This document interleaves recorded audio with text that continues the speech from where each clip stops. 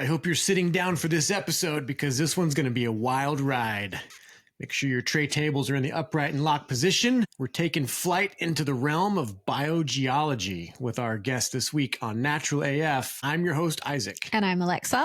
And we're really excited to meet Mike Wilkerson at the Living Free Festival this year. He really cracks open some very interesting topics and has the receipts, has evidence, has actually done the field work, gone out to places, taken photos, and has evidence to show for it. So yeah, and this is the kind of stuff you can actually go out and start looking for yourself. Like there's definitely around our area where we live some peculiar places that might not be what we've been told they are. So that's what I love so much about this realm of like discovering things, is that it's not just like, oh, it's in a textbook and this is what it is. It's like, no, you can actually go out and find these things for yourself. Yeah. And he coined the term biogeology. He'll explain it in the episode.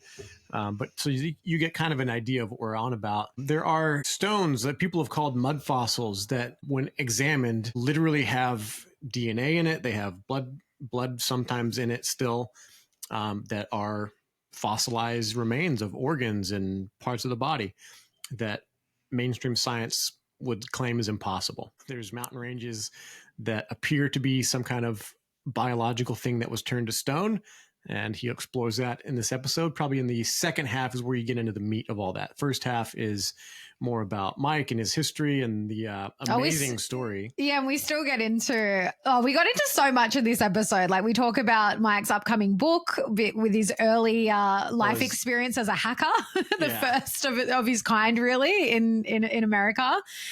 So we talk about that. We get into some flat Earth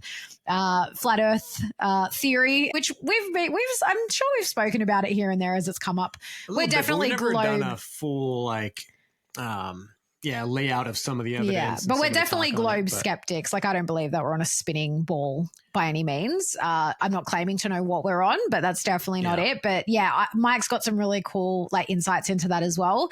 And then, the second half is where Mike actually shares his presentation. So if you want to listen, like the first half is fine to listen to, but definitely the second half, I recommend jumping on either Spotify has our video episodes or Rumble or YouTube, and definitely watch the second part because he shows lots of like photos and videos of all this stuff that he's talking about. It's so fascinating. Yeah, you're going to learn a lot, and it's going to be it's a long episode, but our longest episode, Mike takes the cake. This is our longest. We recorded for like 3.5 hours, which we allowed. I knew it was going to be a lot, and I wanted to hold the space for that, so we did, and we made the decision to just put it all out at once because we were maybe going to do a part 1, part 2, but you guys can do a part 1, part 2 if you need to. Speed it up if you need to. Do whatever you got to do, but it's definitely worth the watch. Yes.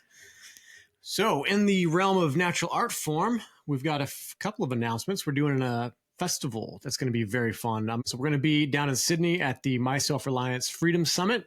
Very excited for this event. There's going to be workshops, there's going to be speakers, there's going to be market stalls, and it's a great opportunity to get out and meet like-minded people and support businesses that hold your similar values and treat you like they want to be treated. Yeah. So not lying to you, not poisoning you, not gaslighting you. Like it's if you know, if you've been there, you get it. Yeah. So that'll be next weekend. I believe it's the 24th to the 26th.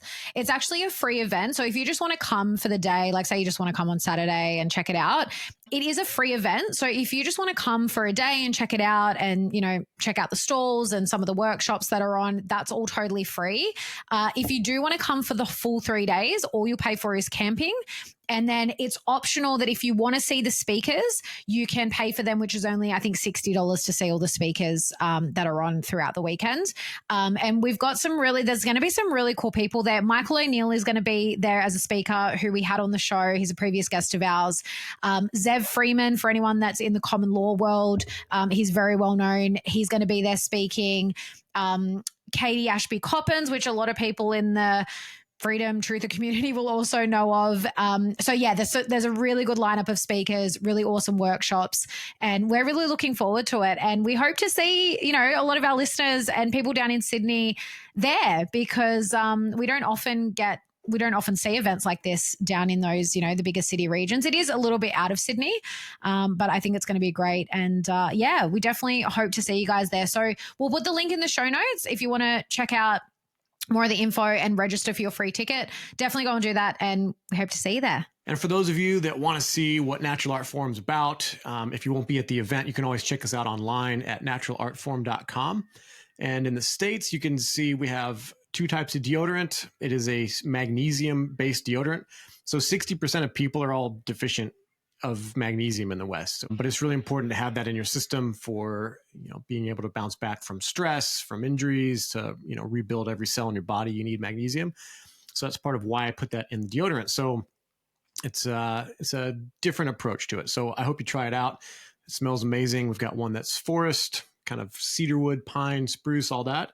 Another one that's lavender, lemongrass, and rosewood, which is really amazing. It's relaxing. So try those out in the States. If you're in Australia, we have a third scent. It's floral. So grab those and let us know what you think. Please send us a review if you have tried them before. And if you're buying again, you can use the code NaturalAF10 to get 10% off your orders every time you reorder. Mm-hmm. So a lot of businesses will make you subscribe to their products for stuff like that. And we just have that as a thing for our listeners because we really, really appreciate you supporting us and supporting the show. Every little purchase helps, as you know, like we're not funded by anything big and we're doing this independently. So this is how we live. This is how our family makes a living.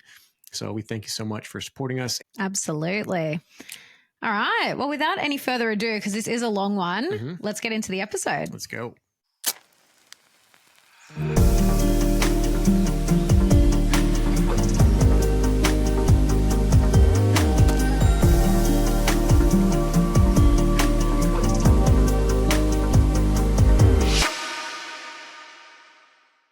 Mike Wilkerson is a chiropractor, an author, and a pioneer in both digital rebellion and what he calls biogeology. He has always been driven by unconventional questions, and as a teenage computer hobbyist in the early 80s, his thirst for knowledge soon led him into the underground world of hacking, which led to a brief incarceration for infiltrating computer servers at Microsoft and 3 other Seattle corporations, making him the first hacker in the world to serve jail time for computer intrusion.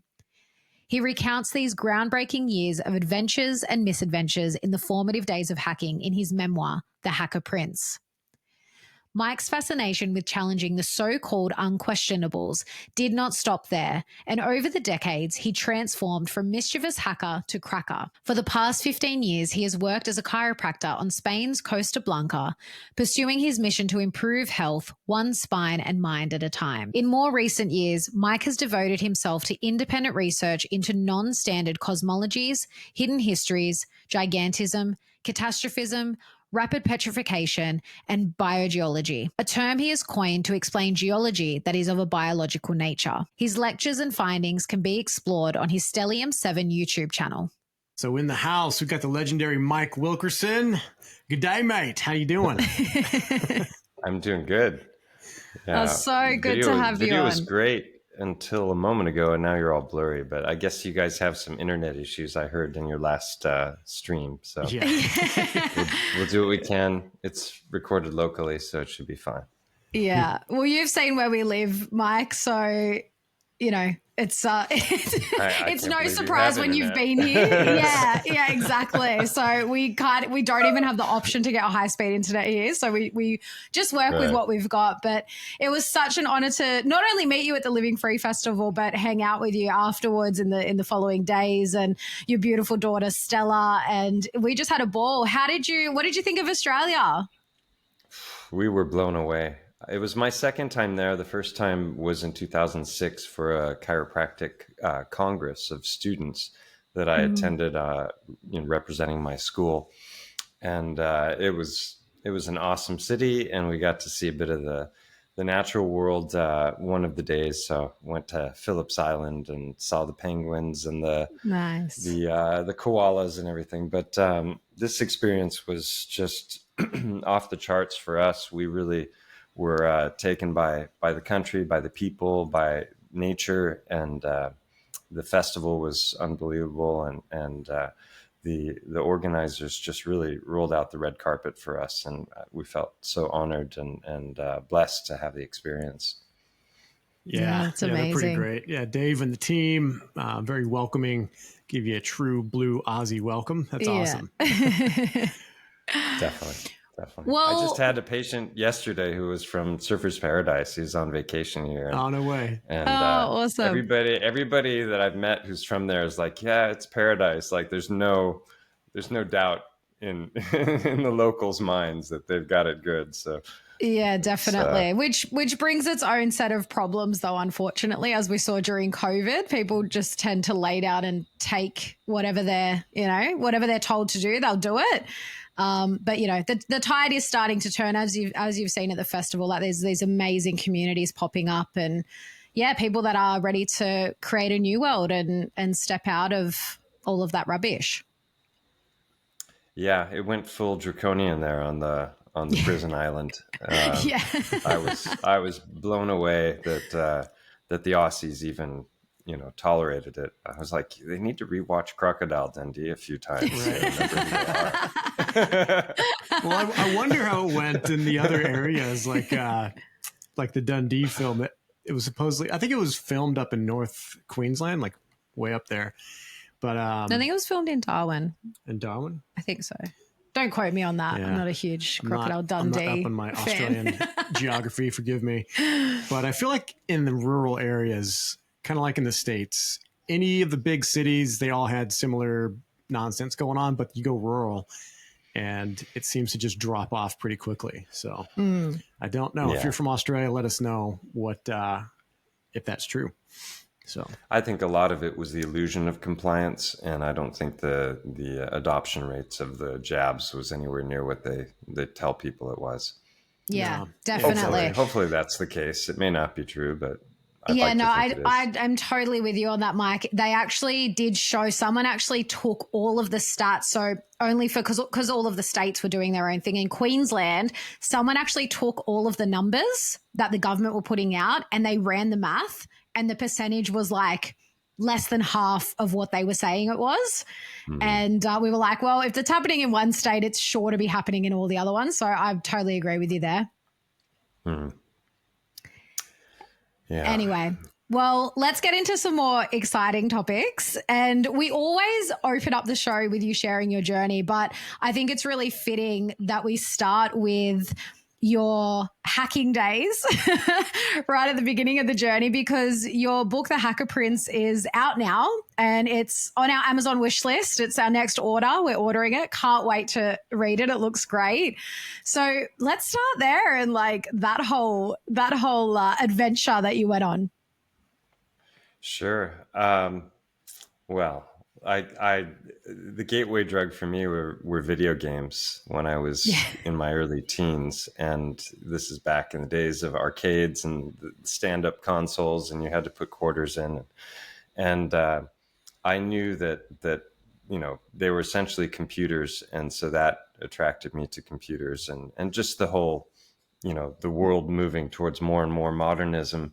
I was always a big fan of, the Star Trek and Star Wars kinds of movies. And it felt like it was, we were moving into that era at a rapid rate. And I just started fiddling with a computer in the local library that was available and trying to learn how to do like really basic programming. And then eventually I learned about modems and that it was possible to connect to other computers through the phone line. And that was just such a groundbreaking idea for me. And it took some time before I had gear of my own, but eventually I did and managed to work my way onto a couple of bulletin boards and learned about just the whole concept of hacking, which I didn't even realize was a thing. Understood that it was possible to like kind of bypass the inner workings of the phone systems and make free phone calls. And so that was really how it began for me. And I was probably 12 at the time, maybe 13. And then as I started to come across more and more hacking information, I sought out the boards that had that. And a lot of those were on the East Coast. And I ended up kind of working my way in with some really knowledgeable hackers, most of whom were like my age. They were teenagers. There were some adults in the mix, but it was a lot of young keyboard warriors that had the same passion for tech that I did, and got to know a lot of people, mostly on the East Coast. And I didn't know until years later, when I was investigating and just trying to refresh my memory about the things that I'd done and how I'd done them, that the people that I was interacting with were actually the top hackers of the decade. So that was fun to understand, is that they were actually legends, and that there was a whole lore that surrounded the things they did and the hacker groups that they had formed. But I was busted kind of as I was really just starting to gain notoriety in that world in 1985.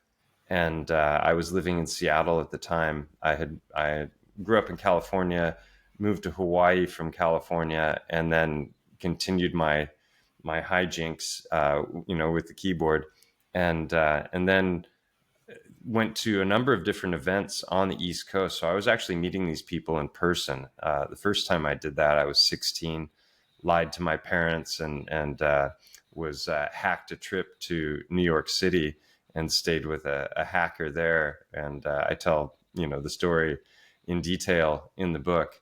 But, there I was, 16 years old in Manhattan, just on a crazy, inadvisable adventure. And yeah, wait, so you hacked I a live trip. to tell the tale, obviously.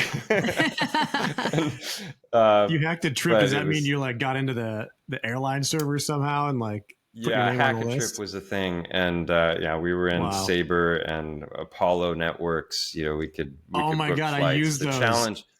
Yeah, I the used challenge. to work for an airline. Yeah. Oh, you did. Yeah.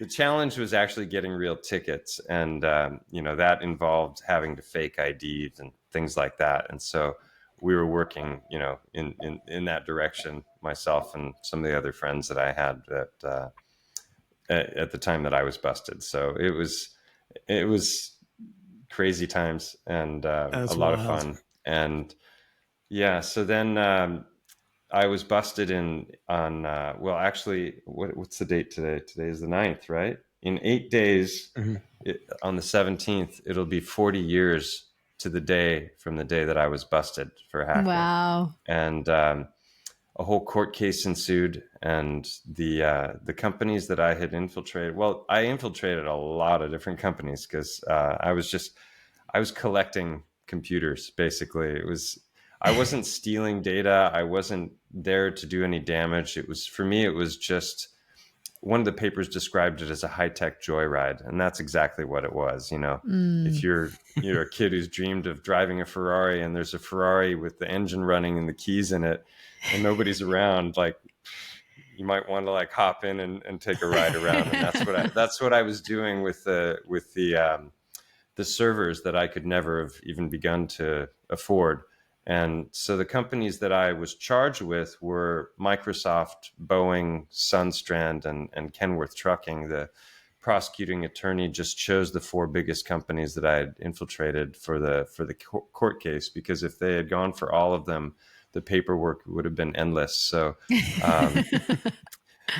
so I ended up, I tell the story, every step of it in detail in the book, but I ended up getting convicted and pled guilty to 4 counts. And there was a whole plea bargaining and things that I agreed to do. And I was sentenced to 2 weeks in jail, 2 years probation, 200 hours of community service, and $2,000 fine.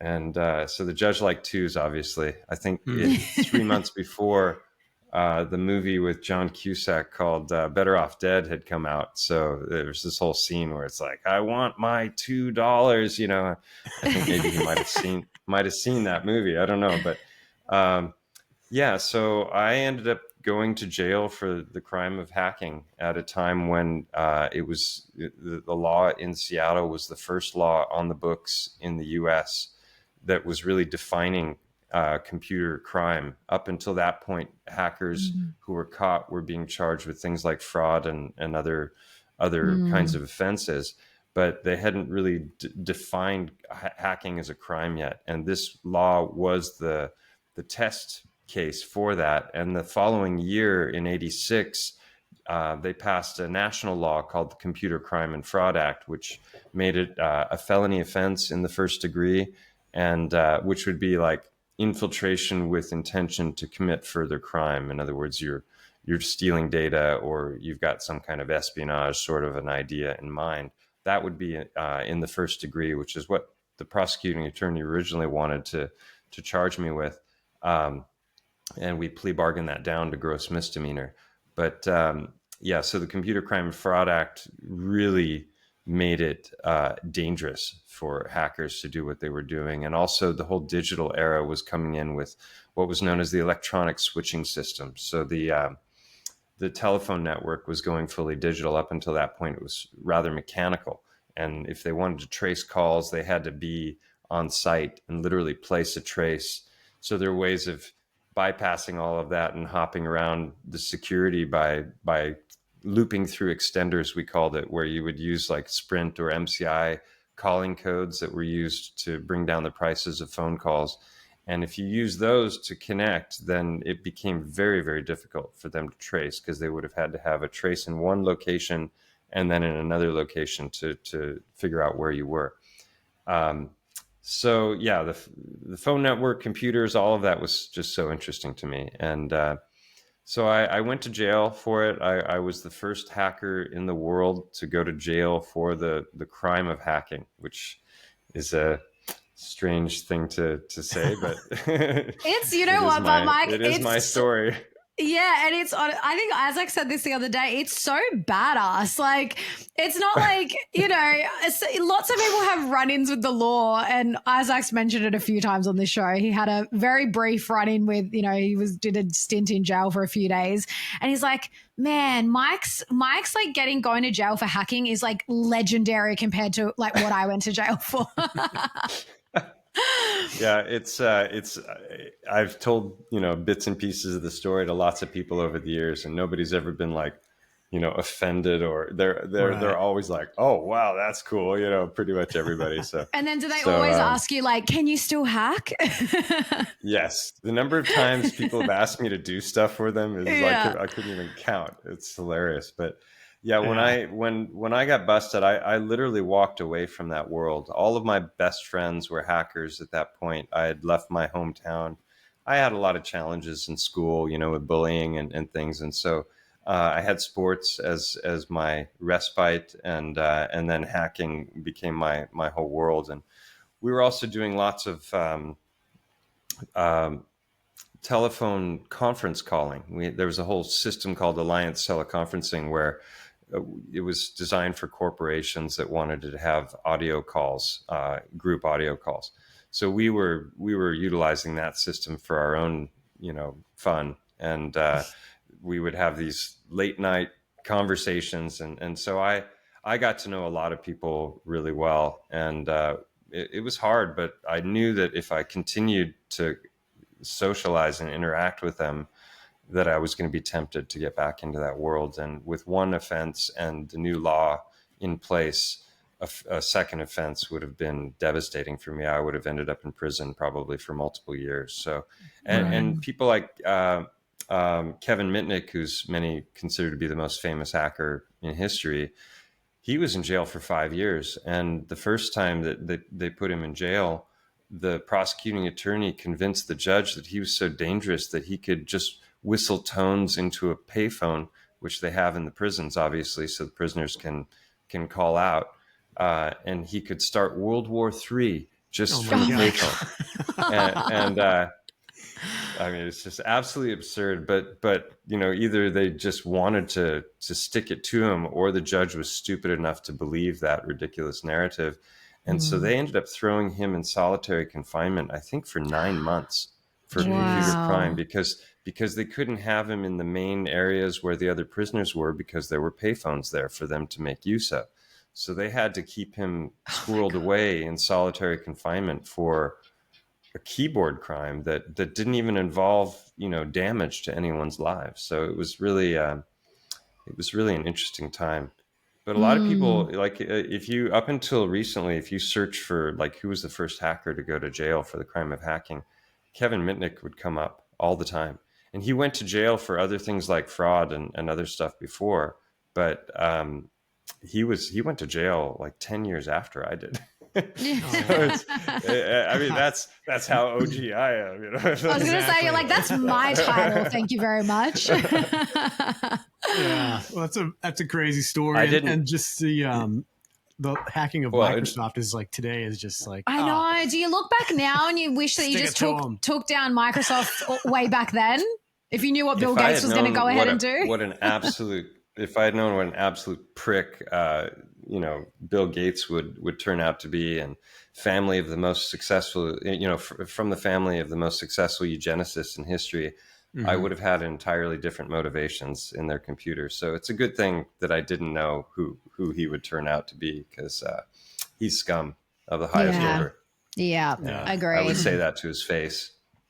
Yeah, I think a lot of people would. It's really funny, actually. I do some social media management for the Australian Vaccination Risks Network, and still it makes me laugh because we actually just had a post that went viral, and still there's always at least one person that comments and says it's all Bill Gates' fault. Maybe not all his fault, but there's always a comment about Bill Gates, and it's like so many people hate him. I think a lot of people would say that to his face.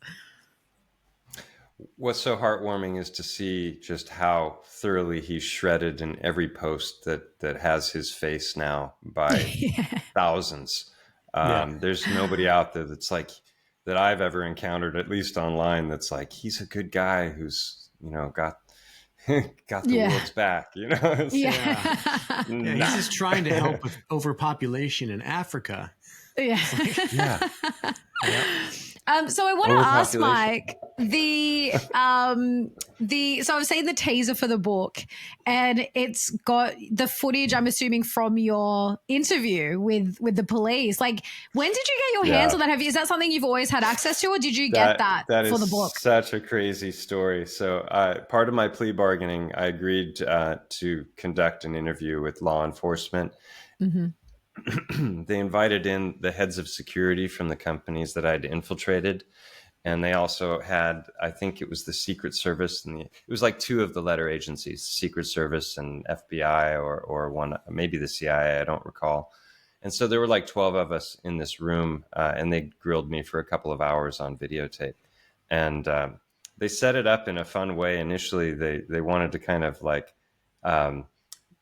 help make me comfortable. And so they set it up as this game show where I can't remember the name of the show, but it's like 4 people come out. 1 is the real person. 3 are pretending to be that person.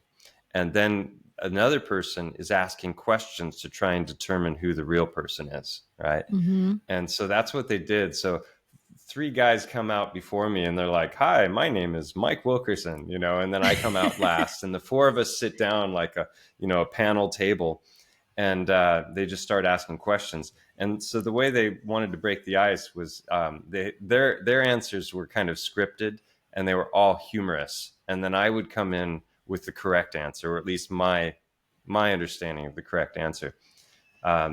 So I reached out to the prosecuting attorney about, 7 years ago when I was done with the first version of the manuscript. I got waylaid by my YouTube channel and all of my research, which I'm sure we'll get to. But I just wanted to do some fact checking on my memory of that time and the court case and different things. So I reached out to him, and he was really my nemesis. Like, if you read the book through the first 2/3 of the book, he's the bad guy, because he's like, here I am, this first time offender, young kid. I hadn't done any damage, and this guy's pushing hard for jail time. And so, I wasn't fond of Ivan Orton whatsoever.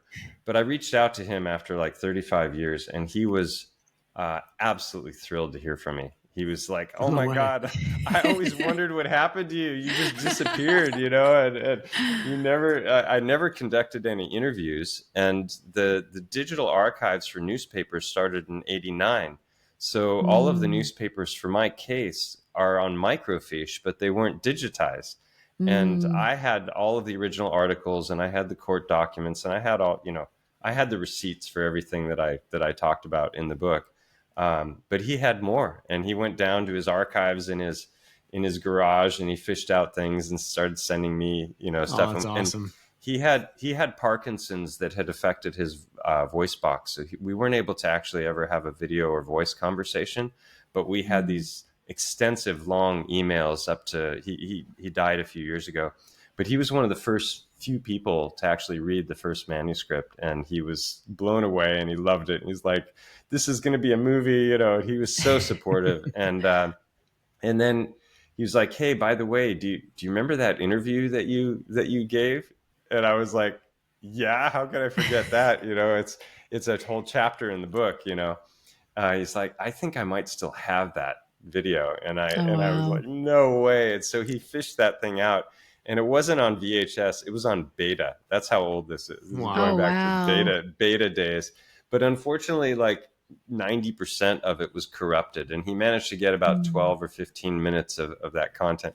And it's just so hilarious that it's got this like green hue to it. It looks like the Matrix. And that there's no, I haven't edited that at all. That's how it came out after he digitized it, because the original tape was corrupted.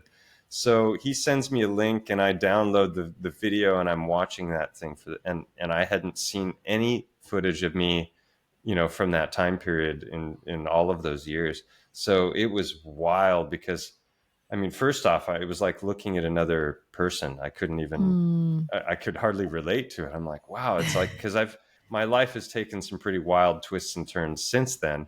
And it was really like watching another person. And then, what else was I going to say about that? I was blown away by how smart I was. I'm like, what happened to me? I was like, holy shit! I actually sound like I know what the hell I'm talking about. I was like, because I wasn't one of the best hackers out there. They were my friends, but I was good, and I was getting better and better. And I wasn't a programmer, but my forte was really social engineering, which is kind of the mental hack. The weakest component in every security system is always the human element, and so that was really where I was focusing. I was great with operating systems and software packages, and understood how the different servers worked and how to get in and that sort of thing. But I wasn't some master genius hacker, but I sound like one in that video, so that's cool. Yeah, it was wild. It's a 3-minute promo video that's on my channel that people can see. I made it for Kickstarter like 5 or 6 years ago. I did a Kickstarter campaign just to try and drum up money for the book, for editing and that sort of thing. And I spent a lot of time on that video, and then no time promoting the Kickstarter campaign. So it's all or nothing with Kickstarter. And I got about halfway funded, and then the campaign was over. So I just walked away from the book for a few years after that. I guess now is not the right time. So instead, I've paid out of pocket for all that stuff. So and then I've done an anti-book launch, which is instead of like priming the pump and promoting my book for the last 2 months, I was traveling at different speaking engagements that had absolutely nothing to do with my book. So it's had about the softest start you could imagine. It has not sold many copies because nobody knows it's there. But what I have to say is it's been quality over quantity, because the people who've read my book are people that I have tremendous respect for, many of whom are published authors themselves. And I've just been getting nothing but high praise for the writing and the story and the excitement. And every person has come back and said that it should be a movie. And so yeah, that's point, the next goal then, Mike.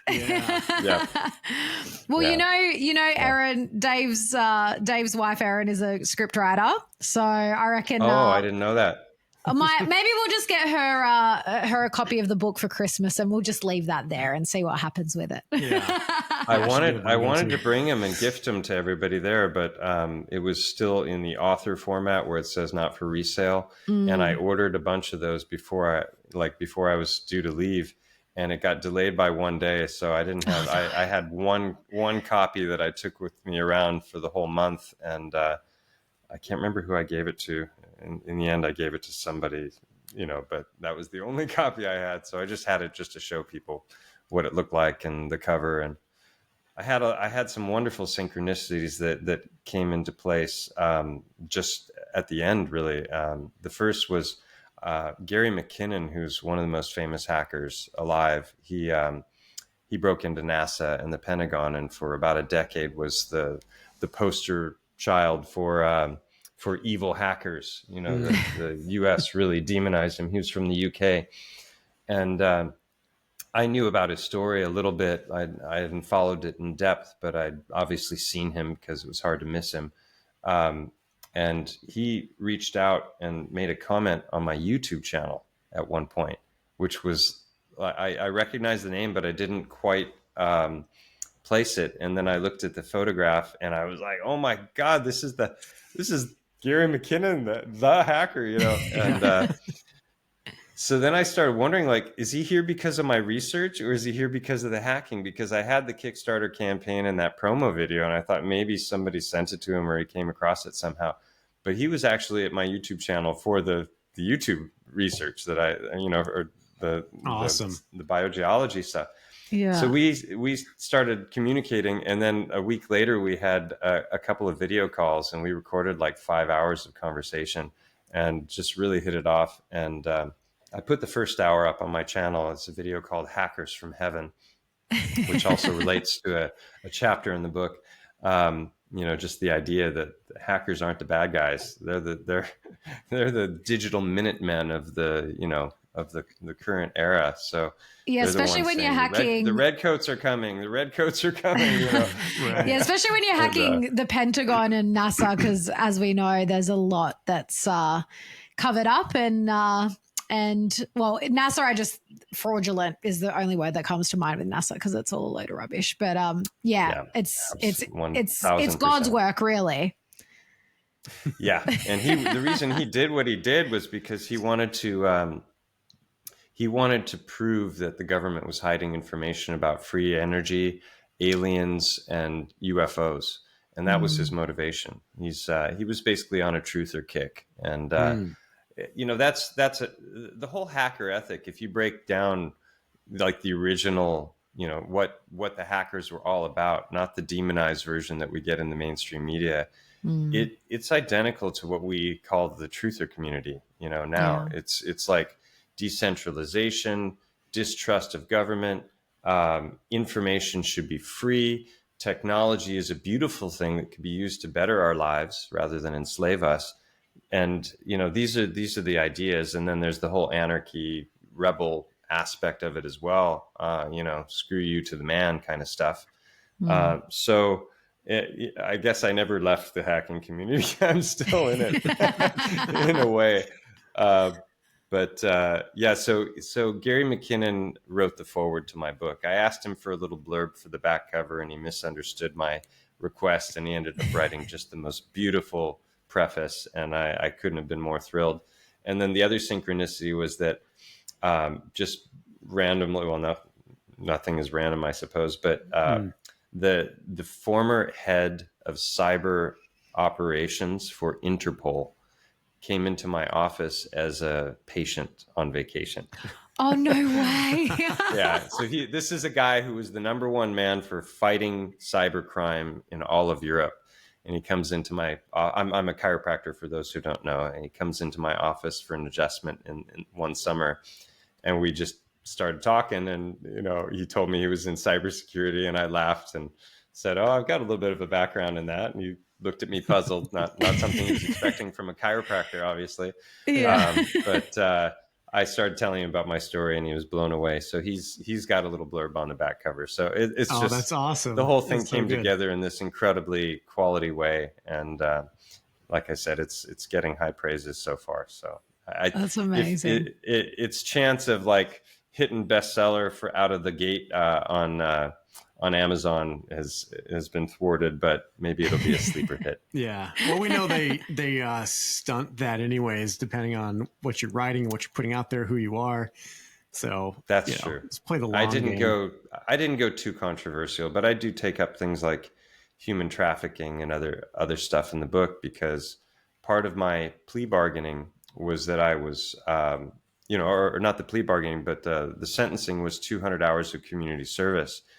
And I had anticipated that I'd be like picking up litter on the side of the road or something really boring. And 200 hours is 5 full-time weeks of labor. And I was not looking forward to that. But someone reached out to the judge who saw me on television and had this idea. Well, his name is Kenneth Wooden. He passed away a few years ago, but he had started an organization called the National Coalition for Children's Justice. And he was trying to expose already in the 70s and early 80s that there was a systematic capturing and abuse of children that was happening, all over the US. And a lot of those people were making use of the same bulletin boards that the hacker crews, that I was hanging out with were utilizing to communicate with each other and coordinate. And at that time, there was no national protection whatsoever. There was no interstate cooperation between agencies. As soon as you took a child across the border, they basically disappeared. They were yours, So he was trying to expose all that. And he reached out to the judge after seeing me on television and asked him if maybe he would be interested in assigning me to that organization to assist them, because his goal was to create a network for tracking missing children that was nationwide. And so he enlisted myself and a couple of my hacker buddies to embark on that adventure. And so that's why I titled the chapter "Hackers from Heaven," because that was the idea. That was actually a term he coined because he was looking for funding. He was a Christian, and they were reaching out to like 700 Club and these different larger organizations in order to try and get funds to make that network a reality. So I managed to interview him to talk to him in a video call a few years back before he passed away. And we had a really great conversation, and I'll be releasing that eventually on my channel. I have a whole bunch of back content that I haven't even begun to get out there. So that's amazing. I love that. It's such a beautiful example of like when something happens that seemingly is like really bad, like the knock-on effects, like that domino effect that happens. And like, what are the chances that this guy reached out to the judge, like saw you on TV, reached out to the judge, and you're actually able to use those skills for like really good, with really good intention behind it. Take the initiative to that guy, for sure. That's awesome. Yeah, and it was actually fun the way he found out about me, because one of his best friends was a guy named George Gallup. And Gallup is the one who started the Gallup polls, which were one of that was like the biggest polling system for elections in the States for many years. Everyone had heard of the Gallup polls. And so George saw me on television and called him, and he was like, "Hey, you should check this out," and that was how it all happened. So yeah, it's there's so many, and it might seem like I've revealed a lot, but there's so much. It's a thick book. There's a lot in it, but it's a page turner. I've had 2 or 3 different people who've read it on a single flight and said it was like watching a movie. So that's what I was going for, and I pulled it off. Can't wait. Oh, I can't wait to read it. That's what I love. I just love books, and I used to read a lot growing up, and that's what I love about reading stories, is just like when it actually captures you and like takes you on this journey. Oh, I'm so excited to read it. I can't wait. I saw you've interviewed Joel Schaefer. Oh yes, on your channel. I love Joel. He's awesome, and he and I are going to be having a conversation in November. But he read my book, and he sent me a message a couple days ago, and he's like, "What a crazy story! I laughed, I cried," and he was just like, "What?" He had high praises for it. So that's awesome. It's incredible how it just crosses over to so many different fields of interest, because that's like the it really does. The counter trafficking thing is so important. I mean, it's something that I was surprised I didn't get involved, but I just I stumbled across that stuff when I was in college, and just my little thing was I just did like a presentation and a speech to the whole class, informing them for the psychology, because it was in the world of psychology that this stuff was actually like adopted as Hmm. a legit thing that was like Alfred Kinsey and the whole sexual research and all that shit. And it was Hmm. actually embraced by a lot of that community, especially in the more higher educated realms. And I was like, yeah, shocked, bummed, but also very, very ready for a fight. So yeah, I put that out there. And Yeah. Well, a lot of people talk about their red pill moment, that like when they woke up to this, that, or the other. And for many, it was 9/11, others, it was COVID. And for me, it happened back then when I was 19, because that first conversation I had with Kenneth Wooden, he was already talking about SRI, satanic Mhm. ritual abuse Mm. and the trafficking of children and the horrors of what were being done to them, because it Mhm. was far worse than just sexual abuse, obviously. Mhm. And Mm.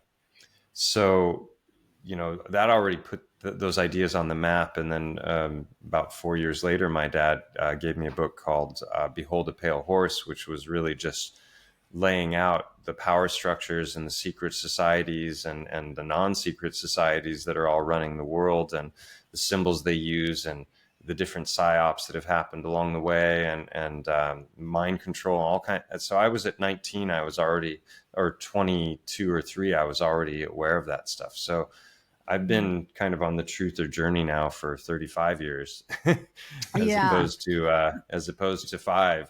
So Mhm. um, not that I know anymore now.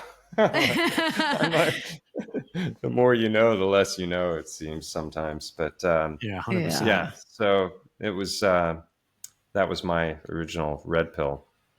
Yeah, yeah, you're one of the OG truthers. You're one of the ones that a lot of us looked up to in the last 5 years. We were just like, what the hell is going on? And yeah, and I really like would love to get a little more into now, like, yeah, how you went from this like whole journey of like the hacking and getting busted and all of that to becoming a chiropractor and like all the biogeological stuff that you discovered. Like, how did all that unfold for you?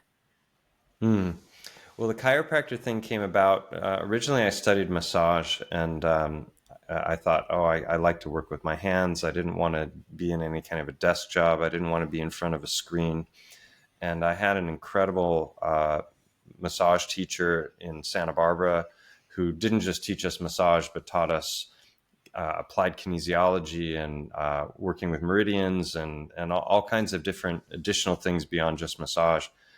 So body work was very interesting to me.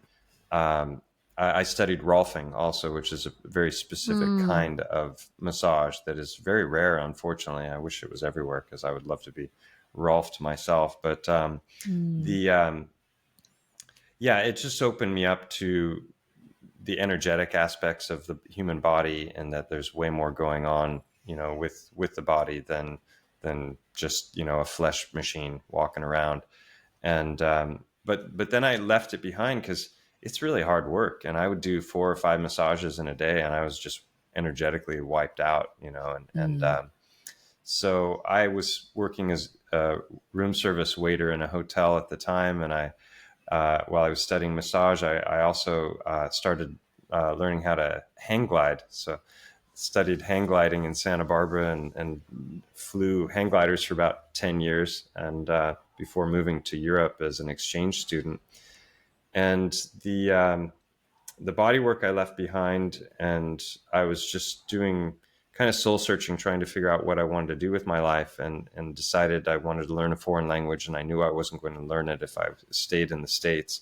So I went to Italy in '97 as an exchange student, and just had the most amazing year there, and met a girlfriend who later became the mother of my 2 children.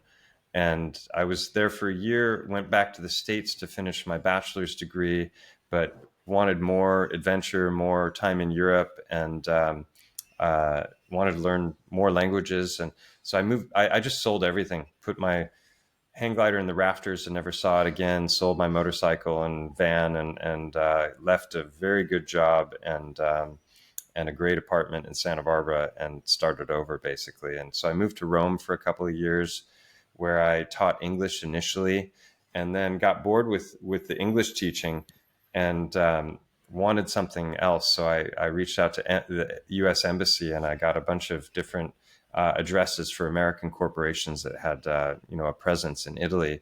And lo and behold, IBM reached out to me, and they didn't know anything about my past, and I didn't tell them anything about my past. The next thing I knew, I was hired as a junior tech writer for IBM, and that was 2000 that I got that job.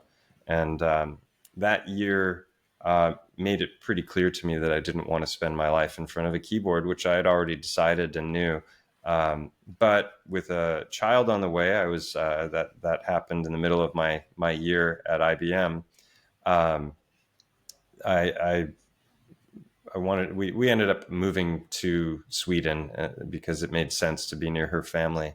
And I had jobs lined up to continue with the tech writing because bachelor's degree, native speaker, and already had a year under my belt with IBM. So I had 2 companies that were ready to hire me. And I didn't really want to go into tech writing, but there were a lot of people who were doing contracting that were on the writing team at IBM, and they were making money hand over fist. They were getting like €600-800 a day for their work, and I was a staff writer making far less, but had the security of the permanent contract. But so right when I got to Sweden, the first week that I was there was a crash in the tech world.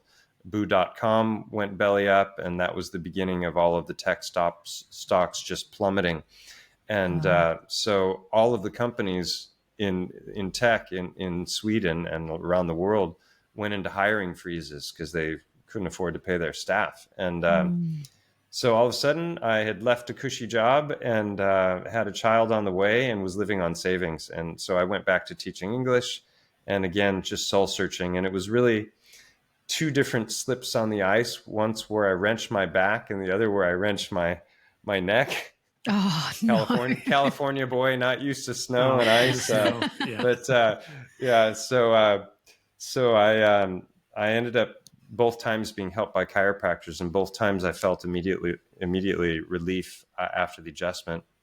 And so that was when I started thinking, wow, this is a lot easier than massage and a lot more impactful, because I would work with people's bodies and find entire muscle regions that were just in spasm, and work on them for a half an hour or so just to try and get the muscles to relax. And then as I was going through chiropractic school, I discovered that sometimes you can deliver an adjustment in a second that does the exact same thing, and the effects are longer lasting. So I was really thrilled to come across the profession, but it didn't understand the depth of the profession when I started, because I just saw it as like physiotherapists that manipulate the spine. I didn't understand that there was a whole esoteric vitalistic philosophy that was the underpinnings of the profession, and that it was truly profound, the gift that chiropractic is to humanity, and what the founders were trying to share with the world as far as the understandings. All of the truth, health, freedom community are all espousing the ideas that chiropractic was espousing from the very first book ever written 130 years ago. And so when I started to become aware of that, it was like, tears of joy that I had found this profession that was not just intellectually incredibly stimulating, but there was a tool that I could use to help people that was in my hands, and that was portable, and that was like, oh, this is just the best thing ever. So I dove deep into chiropractic with a passion, and got involved as a student politically because my school was vying for accreditation. And that was what led me to Australia in 2006, was I was representing student body as a delegate at the World Congress of Chiropractic Students, because I was writing all kinds of letters. I wanted to make sure that my school got the accreditation that it was, a candidate for, because if it didn't, I knew that could make my life really challenging further down the road if I wanted to work abroad. And so that was how that happened, and my whole chiropractic story could be a book in and of itself. But that led me to Spain originally. I was in Sweden for 10 years, moved with my family down here in 2011 at the end of the year. and went to work for a couple of other chiropractors who had 2 clinics, and then eventually started my own. And I've been in private practice now for 12 years and in Spain for 15. And so that was my kind of chiropractic journey in a nutshell. And then that led to all kinds of other weird stuff. Well, I love that the way you speak about chiropractic, because I think it's so underrated, like in the world that we live in today, because my mum was a chiropractic assistant, I think when I was born. Like, I just remember, like, after she had me, not long after she went back to work, and she was a chiropractic assistant. And it was actually the chiropractor she worked for that got her onto the vaccine issue, because I had been vaccinated as a child and had reactions. But of course that's normal. It's, she just doesn't want to breastfeed anymore. It was all reactions to the vaccines where, like, she couldn't feed me anymore. I would scream and, like, all these things. It was actually him that put her onto that. And a lot of, like, the very old school chiropractors, they know all this stuff because of, like, the traditional teachings. But unfortunately, I think in this day and age, as we see with a lot of different modalities, the mainstream medical model hijacks it. They don't get taught. Like, I think a lot of places that are teaching chiropractic are not being taught their traditional teachings. And then as a result of that, I know, like, in more recent years, and I don't know if I feel like I hear a lot of this coming out of the US, not so much Australia, but chiropractors often get called quacks and they don't know what they're doing. And I think it's because they're not being taught the correct way. Like, they're not being taught those, because I think it was very, like, it was like, that's the way that I know chiropractic is that it is quite holistic. And a lot of, like, the chiropractor that we've got a couple that we see now, they use muscle testing and all these other things to make sure that everything's in balance. And I think, people that are going through the mainstream, like, chiropractic certifications are just not getting that depth, and then they're not actually helping people. And that's what a lot of people are like, oh, chiropractic, that doesn't even work. There's only 5 schools in the world that still honor the original foundational principles of chiropractic.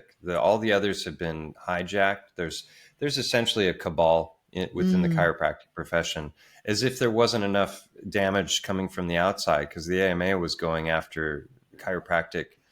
In the 10s and 20s, they were jailing chiropractors for practicing medicine without a license. And they're like, we're not doing anything you do. This isn't medicine at all. We don't give medicine. We don't do surgery. We're not even doing diagnoses and prognoses.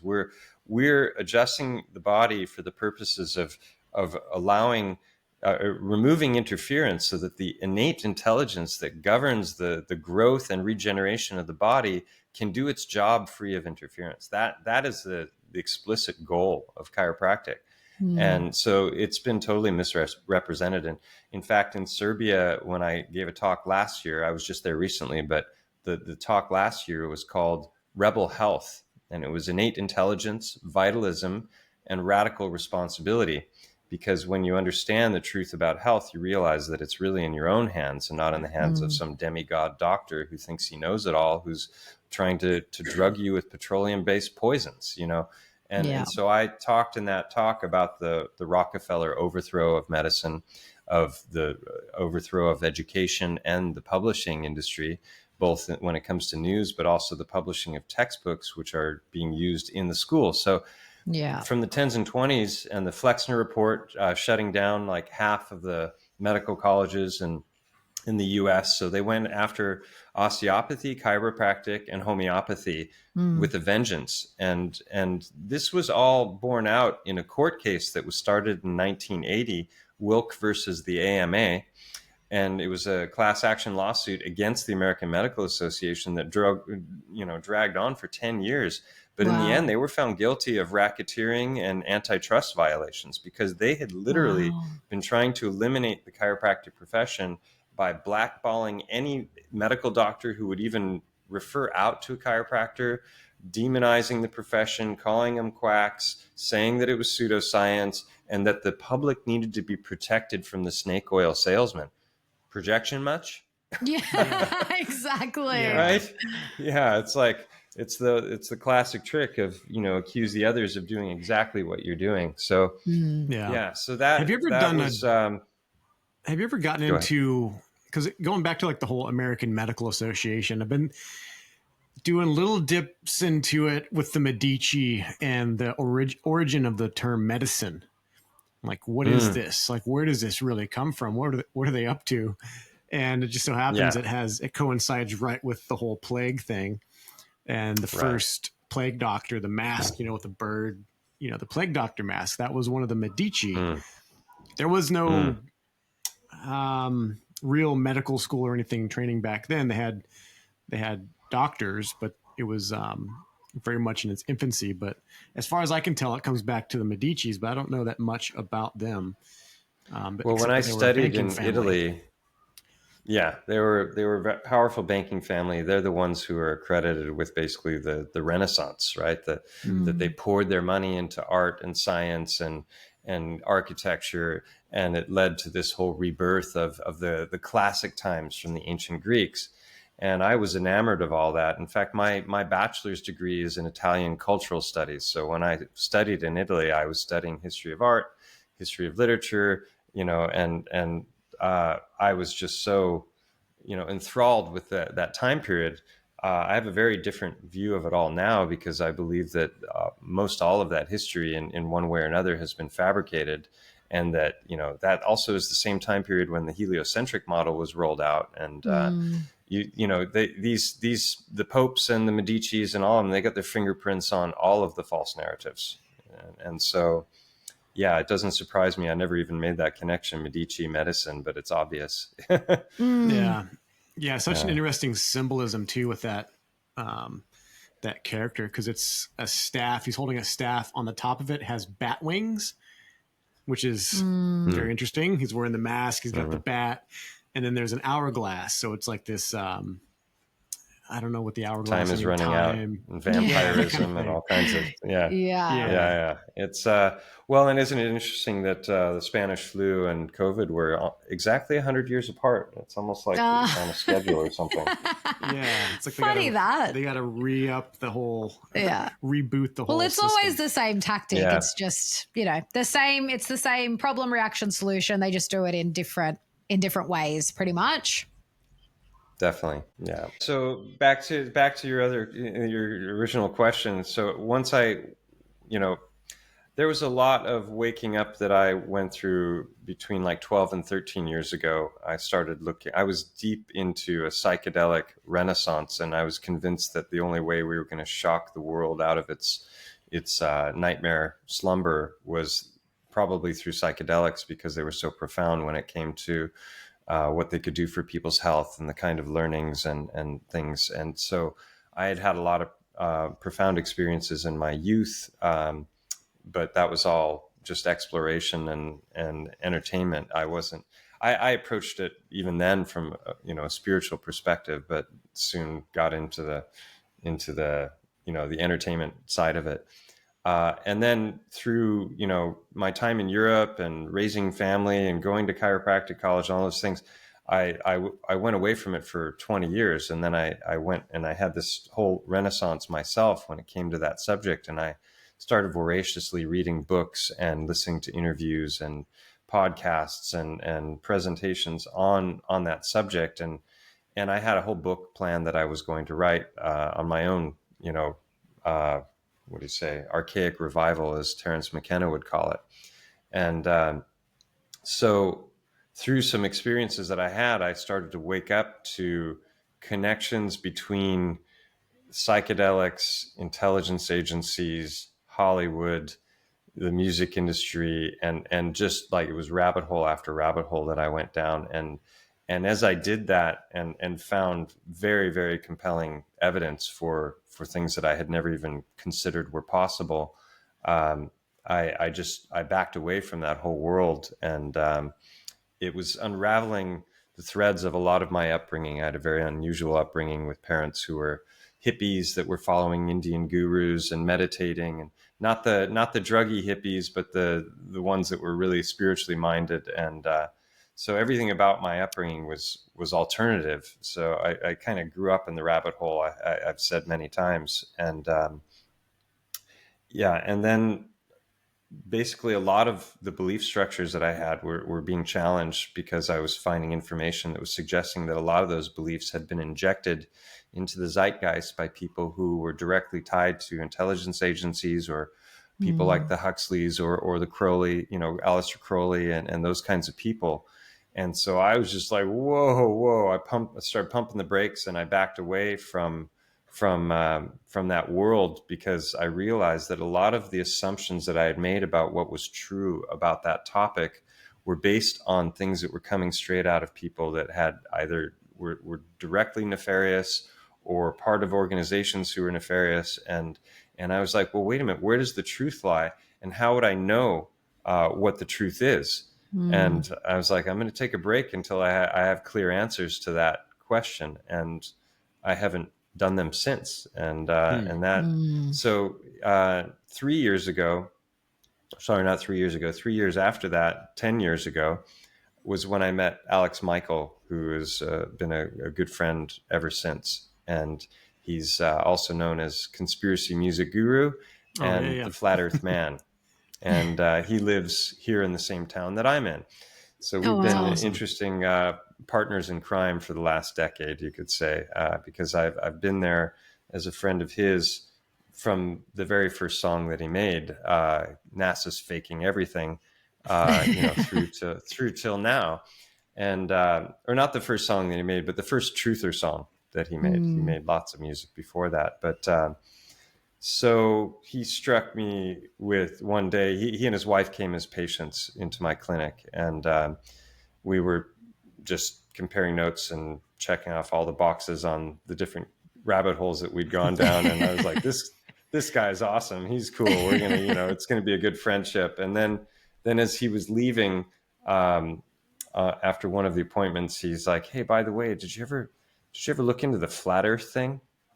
And I felt this sinking feeling in my stomach of like, oh God, how could he go there? It's like, it's one thing to believe 9/11 was a hoax. It's entirely different.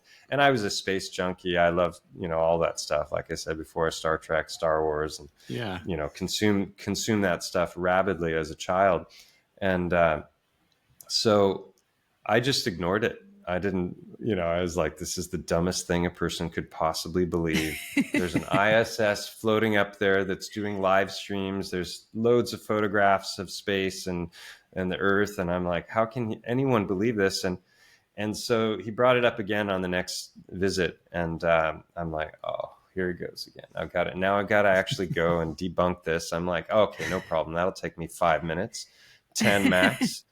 And yeah, so that didn't happen. I thought it was going to be easy. Yeah. And the more I looked for actual credible, solid scientific evidence of the claims that were being made about space travel, about the moon landings, about the ISS, the more I found it wanting and found no actual credible evidence. And then, then it comes to like distance observations, and, there's just like so many problems with the heliocentric model, and people think it's the stupidest thing ever to question it, but they've never actually done that themselves with any kind of intellectual honesty. Yeah. And, maybe they have no training in logic. I studied logic in school. I understood about logical fallacies and how you can fool people with arguments that don't have any weight, and, yeah, so here I am 10 years later, globe skeptic. I don't believe we're on a pizza floating in space. I think it's far more complex than that. I think ultimately it's a false dichotomy between the flat Earth and the globe Earth, that it's actually specifically been designed to get people arguing and squabbling amongst themselves, and that the truth of the nature of our realm is far more fantastic than that. And there are lots of clues for what it might be, but I don't think anyone truly knows. Nobody's gotten outside of this construct, whatever it is, to view it from a distance. Definitely not NASA. And or SpaceX or the Indian Space Agency or any of and if you start to, even if you don't go to the Earth-shaped thing, if you just start to dig into space fakery and all the evidence that's out there for that, then that should, if you can extrapolate further, lead you to the point where you understand that, wait a minute, that means that there's a collusion between countries that have opposing political ideologies and are maybe even at war with each other or in a Cold War, and yet they're all keeping quiet about all the fakery that is space. And that's a very profound thing. You know, most people never get there. They jump from, is this even a thing, to, well, why the lie? And it's like, no, you're getting the questions in the wrong order. If the lie first, how the lie, then why the lie, right? That's how it should go. And they're just going straight to, this is absurd. And so I call flat Earth the skeleton key of conspiracy theories. It's really an intellectual rite of passage, whether it's flat or not. It measures flat, but it's a topographical plane. So it's not a flat Earth, it's flat water. And they tell us water is 70% of the Earth. So if water's flat, how does that work? Yeah, I don't know. I'm going in all kinds of different directions, but that's good. Did you ever see that picture of, I think it was George Bush Jr., Putin, and several others, and they're kind of, I don't know if they're arm in arm, like buddies, and they're wearing these weird wizard capes with purple and like stars on them. And I think one of them even had a wizard cap, like a Mickey Mouse Fantasia hat. Is this a real image or like an AI image? I'd like to see that one. Yeah, but that reminds me of one of the first motion pictures ever made was a trip to the moon. You know, black and white, flickering, video of the era. And in that short movie, you've got a bunch of wizards that are in it looks like they're in an astronomy tower or something. And they're all wearing wizard coats and the pointy hats with all kinds of occultic symbology, and they shoot a rocket up to the moon. So the space programming was literally there from the first year of cinema. Yeah, wow. That's something to ponder as well, right? Yeah, and I loved. Oh, go ahead. No, that's fine. Go ahead. I was just going to say, I loved that this year at the Living Free Festival, that seemed to be a theme that kind of came up. Like, I know that you said it, Mark said it when he was speaking, Mark Gober, that it's not necessarily about proving what it is. We need to focus on like the proof that what they're saying is not true, because that's, when you look into it, that's it clear as day. Yeah, and I have to spot the bullshit. Yeah, and I think we've lost as a collective, we've really lost that just being okay with the wonder and the awe of this realm that we're in, and being okay with not knowing all the answers, because I think that's what's happened with the religion of science now, is that we have to know everything and we have to explain it down to the atom. And it's like, when you start looking at a lot of scientific theory, that's all it is. It's a theory that quite often does not make sense. And the way I see it is, they come up with a theory and then they have to come up with another theory to make that theory make sense. And then the further down they go, they just have all of these theories that don't make any logical sense, but they have to make up all these other lies. Tale.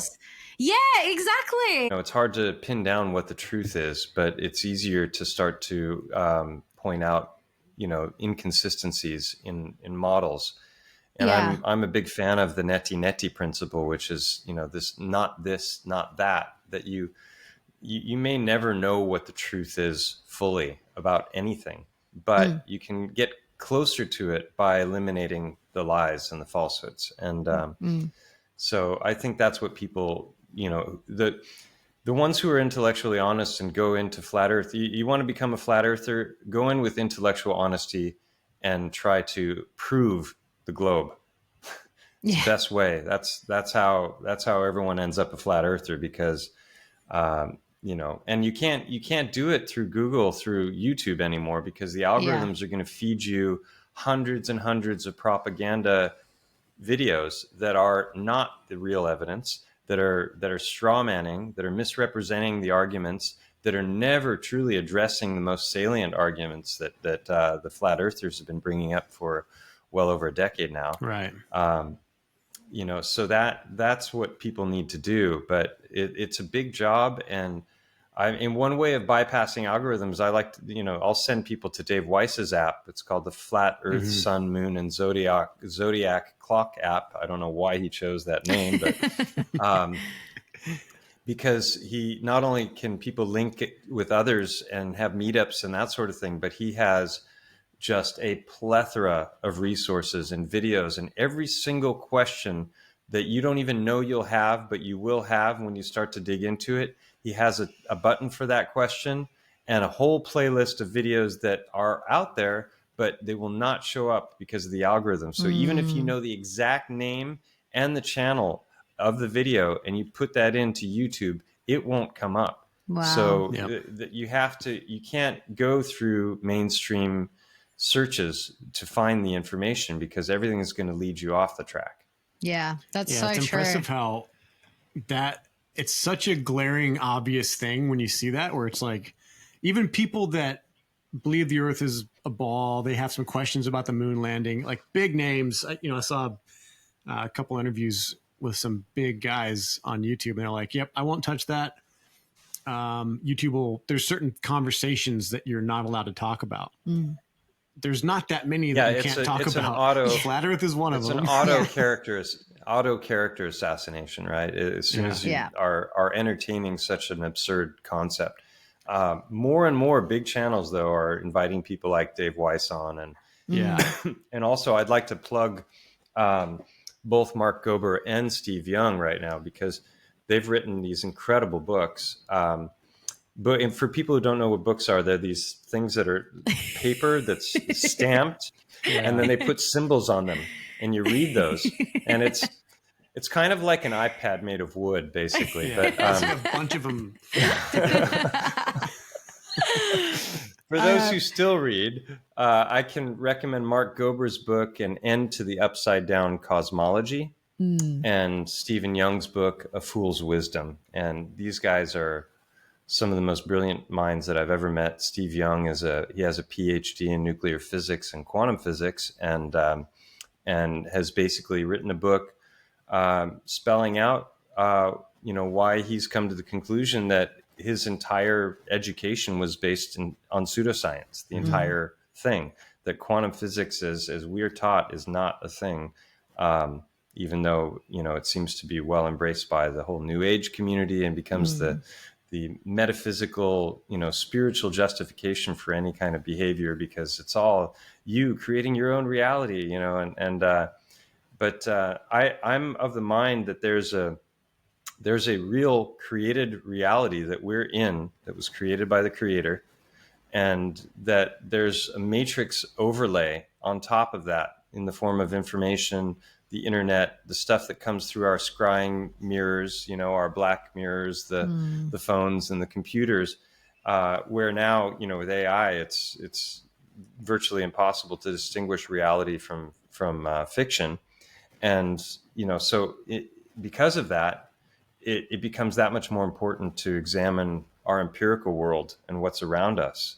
And that's really how, my whole YouTube channel began, because after Alex started hitting me with the flat Earth subject, and I got into it deep enough to know that, whoa, there's a there. This is like this, and like I said, I'd already gone through this unraveling of a whole bunch of other aspects of my upbringing and views on reality in the lead up to that. So I was just like, okay, why not this too? Am I truly open-minded? And, or am I just going to hand wave dismiss this because I've been programmed to believe that there's no substance to it, which is what the vast majority of people do. And luckily that's changing. I mean, in 2019, when Google brought in their algorithms, they were suppressing hate speech, suppressing racist content, suppressing Holocaust denial. But they said in Congress that they were going specifically to go after flat Earth. And that's interesting, because you can talk all day long about aliens probing Uranus, and they've got no problems with that, right? Yeah. You'll get millions of views if you're compelling enough. But start talking about flat Earth, no, we got to suppress that. And it's like, isn't that interesting? shouldn't be that way, right? And Yeah. what happened to free speech and the government that governs least governs best? Like, people don't realize how hijacked the whole system I is. see it correlates to what we talked about at the beginning about how heavy-handed they were in Australia with the lockdowns and the keeping people in the collective herd of behavior modification and whatever they did. I don't know where this goes, but we're closer to what Dave Weiss would call the ice wall. And I don't think there's any accident or any coincidence that it just so happens that Victoria, that, the South Australia, Victoria area, Melbourne, were the most heavy-handed because they're even closer to the ice wall. So they definitely want people So staying this with is why the your lines. image isn't upside down then, right? Because I was wondering about that when we started the call. I thought, we have a special lens on our camera. Why am I seeing them right side up? It doesn't make sense. I've got a special lens that automatically inverts us so that we're right side up. Well, this is what, like, I can relate to that that experience you had with your friend when this was like first put to you, because I had the same thing happen to me a few years back with a friend that I was living with at the time, where he brought up flat earth, and like, he'd gone down a few rabbit holes, but he's not the type of guy you think was a conspiracy guy. I think he really kept it under wraps because people just thought he was crazy if he'd talk about it. And that was the same as me with the whole flat earth thing. I was like, that's crazy. That's ridiculous. Like, I wouldn't even entertain the conversation. And it's just really interesting because as the years went on, and I definitely did a lot of like I really like the middle of 2021. That was when I kind of like had this like experience of quote unquote waking up, and I just started seeing the whole world through a different lens. It was quite the process I went through on the years following that. And but prior to that, like, I remember as a child learning about the globe model at school, and I remember feeling like that doesn't sound right. And as children, that's when we do have this, like, where that inner knowing, unfortunately, it's conditioned out of us very young, but it's there, and it hasn't been, or it depends on what age, but like, it hasn't been completely, adulterated. And I remember feeling that. I remember thinking, that doesn't sound right. It doesn't feel right. And that's one of the things in Australia I used to think, so if we're held to the earth by gravity's pull, we're technically living upside down in Australia, which just makes no sense whatsoever. Like, we'd probably have health conditions that the rest of the world wouldn't have, because we're like, it just, but as the years go on, you're just so indoctrinated that it's this cognitive dissonance where you're defending this thing, and you're like, you don't actually think about why. And it wasn't until I started looking at that. And I think that's the thing that people have lost to in the research, when we're looking at, like, well, then prove that it's a globe. In the research, I think people have lost their discernment, and because we're so conditioned to just be given, this is all the information, this is what it is, and that's, you don't have to think about it. And we've lost that ability to discern for ourselves what's true and what's not. Absolutely. Yeah. One of my favorite music videos by Alex Michael is called Television Watching News Believer. And beginning, he really drives home this idea that I think it's one of the greatest music videos ever made in history. It's truly remarkable what he put together there. The song, the visuals, he used the movie They Live as the kind of the base for telling the story of the song.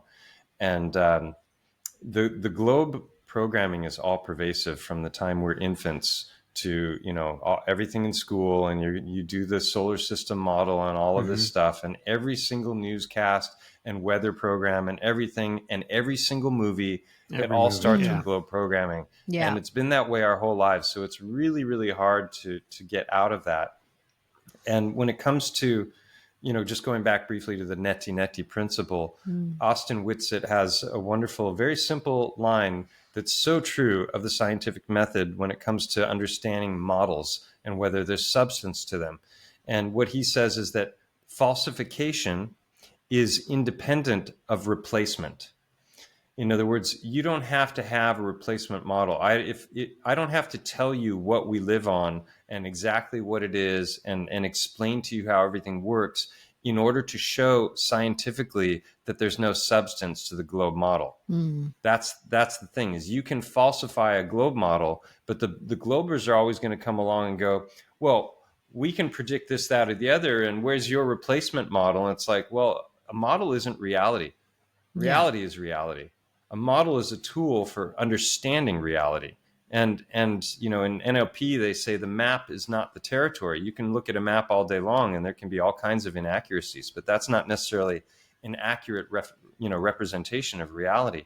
So, you know, reality is all around us. We can go look at it. We can touch it.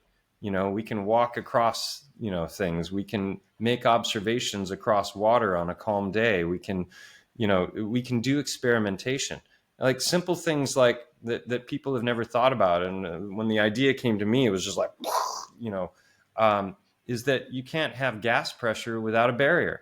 Like there's no scientific experiment that can demonstrate the existence of gas pressure without an enclosure. And yet we have gas pressure here. We measure it with barometric, you know, it's called barometric pressure. You can tell when it's going to rain because that pressure goes up and up and up, you know. And so we have that pressure adjacent to the infinite vacuum of space, which is measured in a Torr value of 10 to the negative 17, which is a massive number with 17 zeros behind it. And yet it never sucks away our atmosphere. You know, these are just things that you never ponder when you grow up in the globe model, and you've never actually questioned the model itself. You might have questioned little details about it, but you've never, and same thing with history, going back to the Renaissance and everything. People are, you know, arguing about this, that, or the other when it comes to wars and when things happen, who did what, but they don't realize that like almost all of that might be a complete fabrication. And unless you've really dug into it and started to find out, you don't know. Yeah. You know, there's a couple of things there. So it was fun. This is how Alexa and I actually started talking as friends. I got interested in the temperature of the moon. I would do some tests when I was working in the oil field, and I'm still baffled by it, but the moon does give off a cold light. It's fascinating. Or absorbs radiant heat might be a better way of saying it. Yeah. So there's that. Like you could look at it from another angle, but it's like this stuff is important to know. And there's old stories like the sailors would tell. They said, don't sleep on the deck of the boat under a full moon because you'll get sick, because that's just what they noticed. We've forgotten things like that. That's kind of helpful. Like I wish I would have known that when I was in like survival training in the military, especially when you're trying to stay warm. If you're exposed to the moonlight, you can catch cold, or you can like it sucks the warmth out of you or something. The ancients said that the moon was putrefying, and the sun is obviously radiant and is giving life. And so it's like, is that the give and take? Is that just, you know, the yin and yang of our solar system? And the male and female principle is obviously embodied in that, because the moon goes through the cycles that the women go through as well. But for people who don't know what you're talking about as far as the temperature, you know, it should, if there was any temperature change based on the full moon, in other words, the sun from 93 million miles away is bouncing off of the moon and its light is being reflected to us. If there's any temperature change at all, it should be a very, very minute increase in temperature. And not only is that not the case, but moonlight on a full moon on a clear night is far colder than moon shade. And this has been measured by thermometers that are accurate to 1/10 of a degree. And the difference isn't just a tiny bit. It's astonishing. It can be between 8 and 12 degrees difference in moonlight versus moon shade. And that makes zero sense in the heliocentric model. Makes perfect sense if we're in an enclosure and the sun and the moon are not physical objects, but are energetic, and they're doing something entirely different from what we were taught, which is what I believe now, obviously.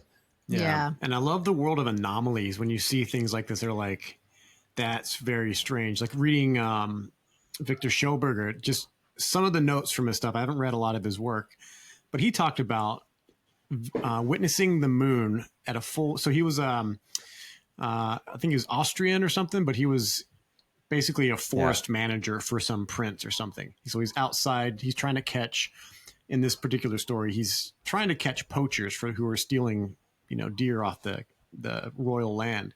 And so he's out there in the forest, and he's at night, and it's a full moon, and there's like a quartz stone in the lake that he's witnessing floats to the surface and hangs out for a bit and then disappears. And he's seen that happen a few different times where there'll be an actual like white stone float up, but only under a full moon or close to a full moon, somewhere around there. And he's very scientific. He's writing down all these notes. And I'm like, what is going on with that? There's some anomaly and there. But listening to that too, like, again, I feel like that's what we've lost because people think they know everything. So like, we already have all the answers. So let's just experiment within these parameters that we've been given. And we know now, in the realm of, truthers, there are still pioneers that are, I mean, I classify you as that, Mike, with what you've coined as the term biogeology. Like, no one else is doing that. No one, I mean, I'm sure there are other people out there, but it's not this like mainstream thing that, and I truly believe that it is these little sort of pockets of people that are just doing things their own way and like doing these research and discoveries and going off on their own adventures and finding out these things. That's where the truth is, because you're not doing it because someone told you it's there. You're doing it because you're finding it out for yourself, which I think is a great segue into how you got into this realm of like biogeology. Because honestly, you were the first person I ever heard speak about it. And I was just in awe because, again, it's like I'd never even had the concept, like the idea ever once crossed my mind. But when you laid it all out, it just makes so much sense. And again, it's like we don't have all the answers, but it's so much more exciting to ponder those things and actually look out. We've got a friend that you met, Jimmy from Miyoko Embodied, that I don't know if he actually showed you photos, but he found a stone that he believes is a heart stone because it's got the same, he's watched your stuff and it's got the same sort of lines. And like, that's just so exciting. Yeah. Well, I just go back briefly to Victor Schauberger. He's been profoundly influential for me. I haven't gone deep into his work, but what little I have studied has, had a profound impact on my worldview. He was working with log jams and movement of logging in the forestry industry. And he knew so much about water that he was able to basically, float these. And he came to understand that there were certain temperatures of water that were really important for the movement of things. And, everything was about the vortex and that spiraling. It looks like a tornado, right? That water does when it's moving. And so his work tied into the work of Francisco Torrent Guasp, which he was the man who discovered the myocardio-ventricular band, which I didn't know anything about. I wasn't taught about it when I was going to chiropractic college. The heart was a fascinating subject to me. I knew the anatomy inside and out. And so when I came across Guasp's work, it was utterly mind-blowing because he had figured out that if he boiled the heart and removed the outer fatty layers, he could just start to pull on the fibers and unravel the heart. And it's one long band that, embryonically it rolls into this knot that we call the heart. And he was saying that the heart is not a pump. Rudolf Steiner said the same thing. And he even said that one of the most important things that a person needs to learn in order to understand the true nature of reality is that the heart is not a pump. And the whole circulatory system that we were given is false, that the heart is pushing blood through all of our blood vessels. And so that is, these were all really profound ideas that intertwined. And I had already been finding these heart stones that you mentioned and documenting them and making videos about them and showing that, hey, these are supposed to be broken fragments of larger structure that have banged around in a river bottoms and activity at the shoreline and that sort of thing. And that erosion has led to this particular shape, which is just a random chance thing. And I was like, no, this is highly specific. The first one I found was a stone that had 23 different anatomical correlations to the heart. And they're very, very specific. It's not me looking at a random rock and going, wow, it looks like a heart and this, that, and the other. It is like, no, this is big, this discovery, because it changes everything we understand about the nature of stone and what is stone and where does it come from. And I had been waking up to that idea because I was introduced to a channel called Mud Fossil University, which isn't a university. It's just a guy in his room that's been sharing information about what he calls mud fossils for about a decade now. And he was presenting the idea that things could petrify much faster than we were taught. Like, petrified trees, for example, we're told that they take millions of years to form. Is that true? Or can that happen in a blink of an eye geologically? And these are the ideas that he was presenting, and I was taken by them. But he was also presenting ideas about gigantism and this former era when everything was much, much larger. And our history books, our mythologies, our legends, our fairy tales, and our religious texts are all talking about a completely different world from what we were taught. And that the stone that we see, we're walking literally on the ancients, that a lot of the mountains and the other stones that are out there, not volcanic, because you can witness volcanoes doing their thing and see the lava cool, but the other kinds of stone, we're given these stories about how they come about that you just accept because, how could tens of thousands of geologists over hundreds of years be wrong? And, so we don't question the overall narrative when it comes to geology, which is that dead animal and plant life is compressing over long, long periods of time and creating these layers that we call sedimentary layers. And then that pressure becomes so great that eventually that rock starts to harden and swirl. And that would be like our marble and those kinds of stones that have a very biological look to them, but they're not really biology, but they are biology. It's just that it's happening through compression and these incredibly long timelines. So I never even questioned that for a moment, or considered that it might be true that it's not true. And so he was also on Google Earth a lot. In every third video he made, he was talking about this dragon in the Sahara Desert that's attacking a fish that's actually spoken of in Greek mythology. And there was a Greek writer that talked about this great battle that ensued between the Leviathan and the Behemoth. And it took place in that exact location that he was finding this stuff on Google Earth. And so he would go in and he'd show the anatomy of the fish and the anatomy of the dragon. And I was like, okay, this is pretty wild. It's way out there. We're talking about a dragon that's 1,000 miles long. Well, if that's true, obviously it wouldn't work on a spinning ball the size they told us, because the thing would just take some steps and be right back where it started. It wouldn't be able to fly. It wouldn't even be able to stand up because its head would be outside of the atmosphere, so it wouldn't be able to breathe. So I recognized early on that this guy's cosmology was kind of wonky, and everything that he was presenting it using NASA information. And I already knew that NASA was full of bull. So I'm like, yeah, but these ideas make a lot of sense if the Earth is, say, maybe much larger than we were taught, and it extends much further. We already know from mainstream geology that there was an era of gigantism, that there were giant trees and that there were giant insects and giant beings. They give us the dinosaur narrative, but that also justifies the heliocentric model, because comet strikes, asteroids, and all that kind of thing are the risk that we all run every day, that the entire human race might be wiped out forever because we haven't managed to get off of this rock in time before we get hit by something, right? So that's a justification for their space program. Elon Musk going, the trip to Mars, like as if there was something on Mars to go to, right? It's just a rock that might have water in their model, right? It's like, it's absolutely absurd that we're going to get all of the resources that we would need to thrive on another planet that's so far away. It's just like, the more you think about it, the more you realize that, okay, these are just black holes for loads and loads of money.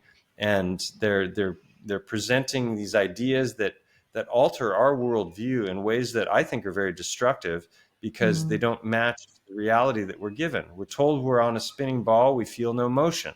We're told that things curve, but we can find no curvature anywhere. And we're told that vacuums can exist, next to a pressurized system without sucking all the gas away. So it's just one thing after another that doesn't match up. So I had problems with his research, but I was open-minded enough to incorporate these ideas that maybe petrification could happen very quickly, and that stone might not be what we were taught. And so that just caused me to start looking at everything around me with new eyes. And his work on the dragon caused me to, it was the penny drop for me when it came to, there's a mountain here in the town that I live in called Mont Go that's known as the elephant because it looks just like an elephant. You know, it's got the head is shaped like it. It's got the body. There's curves where the head meets the shoulders where there should be. And there's an eye socket exactly where an eye socket should be that doesn't just look like a cave. It looks like an eye socket. And so that was how it all began for me. I just got on Google Earth one night going, no way, this can't be real. Like, is this really, like, look, I've totally got goosebumps, right? Just thinking about the experience. You know? Yeah. And so after about an hour on Google Earth, I had a list of 10 different anatomical features. That's already a really long list, right? The head, there's a deep canyon between where the legs would be. And you can see the remains of a rib cage and the spine. And it's just like, am I in the Twilight Zone right now? I could not believe what I was finding. And so that was the initial just foray into an investigation of like, what if? And I would never have guessed that I would find the things that I found. And so that, you know, just led to a deeper and deeper investigation, because I figured, okay, going back to my chiropractic roots and my studies of anatomy, if you think about the eye socket, it's very complex actually, because it's formed by 7 different bones. And those bones have meeting points that are known as sutures. And then there's openings between those bones that are fissures where the optic nerve goes and blood vessels. And then, you know, there are attachments to muscles, and there's a lot going on inside the eye. It's a very complex structure. So I'd been up to that cave already before I embarked on this investigation, probably 10 times just for hiking, just because it's an amazing site to be in and see. And I'd always marveled over how odd it was, and I couldn't figure out how it could have possibly formed. And so I was also very aware, though I didn't know the word for it, I was aware of the concept of pareidolia, which is this recognition of a pattern visually that doesn't actually exist. So you see a face in knots of wood, or you see an animal in the clouds. It's obviously not really there, but, you know, maybe on some esoteric spiritual level it is, but from a practical, you know, perspective, it's not real. It's just a trick of the mind. And our eyes are designed to recognize these patterns. And I have very abstract artwork, and that people see faces and different figures all the time in my artwork. So I play on that. I love it. But I was aware that, okay, that might be what's happening here, but it's already too weird because I'm finding too much. It's going beyond pareidolia. It's going into like, this is actually a pattern that shouldn't exist, that seems to. And so the next time that I investigated the eye, I got out my anatomy books. I found a 3D rendering of the skull where I could go in, I could click on the different bones, and I could see where they meet, and I could see those lines where they're connecting.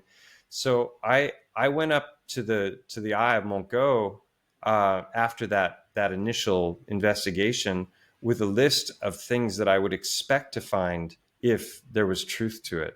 So I was, you know, honoring the scientific method. You make an observation, you ask interesting questions, and then you make observations, right? And you try and determine whether there's a pattern there, and that should be a feedback loop where you get new information, and then that information makes you go, oh, I was wrong about that. I'm going to go back, you know, and reevaluate and try and come up with a different model that works.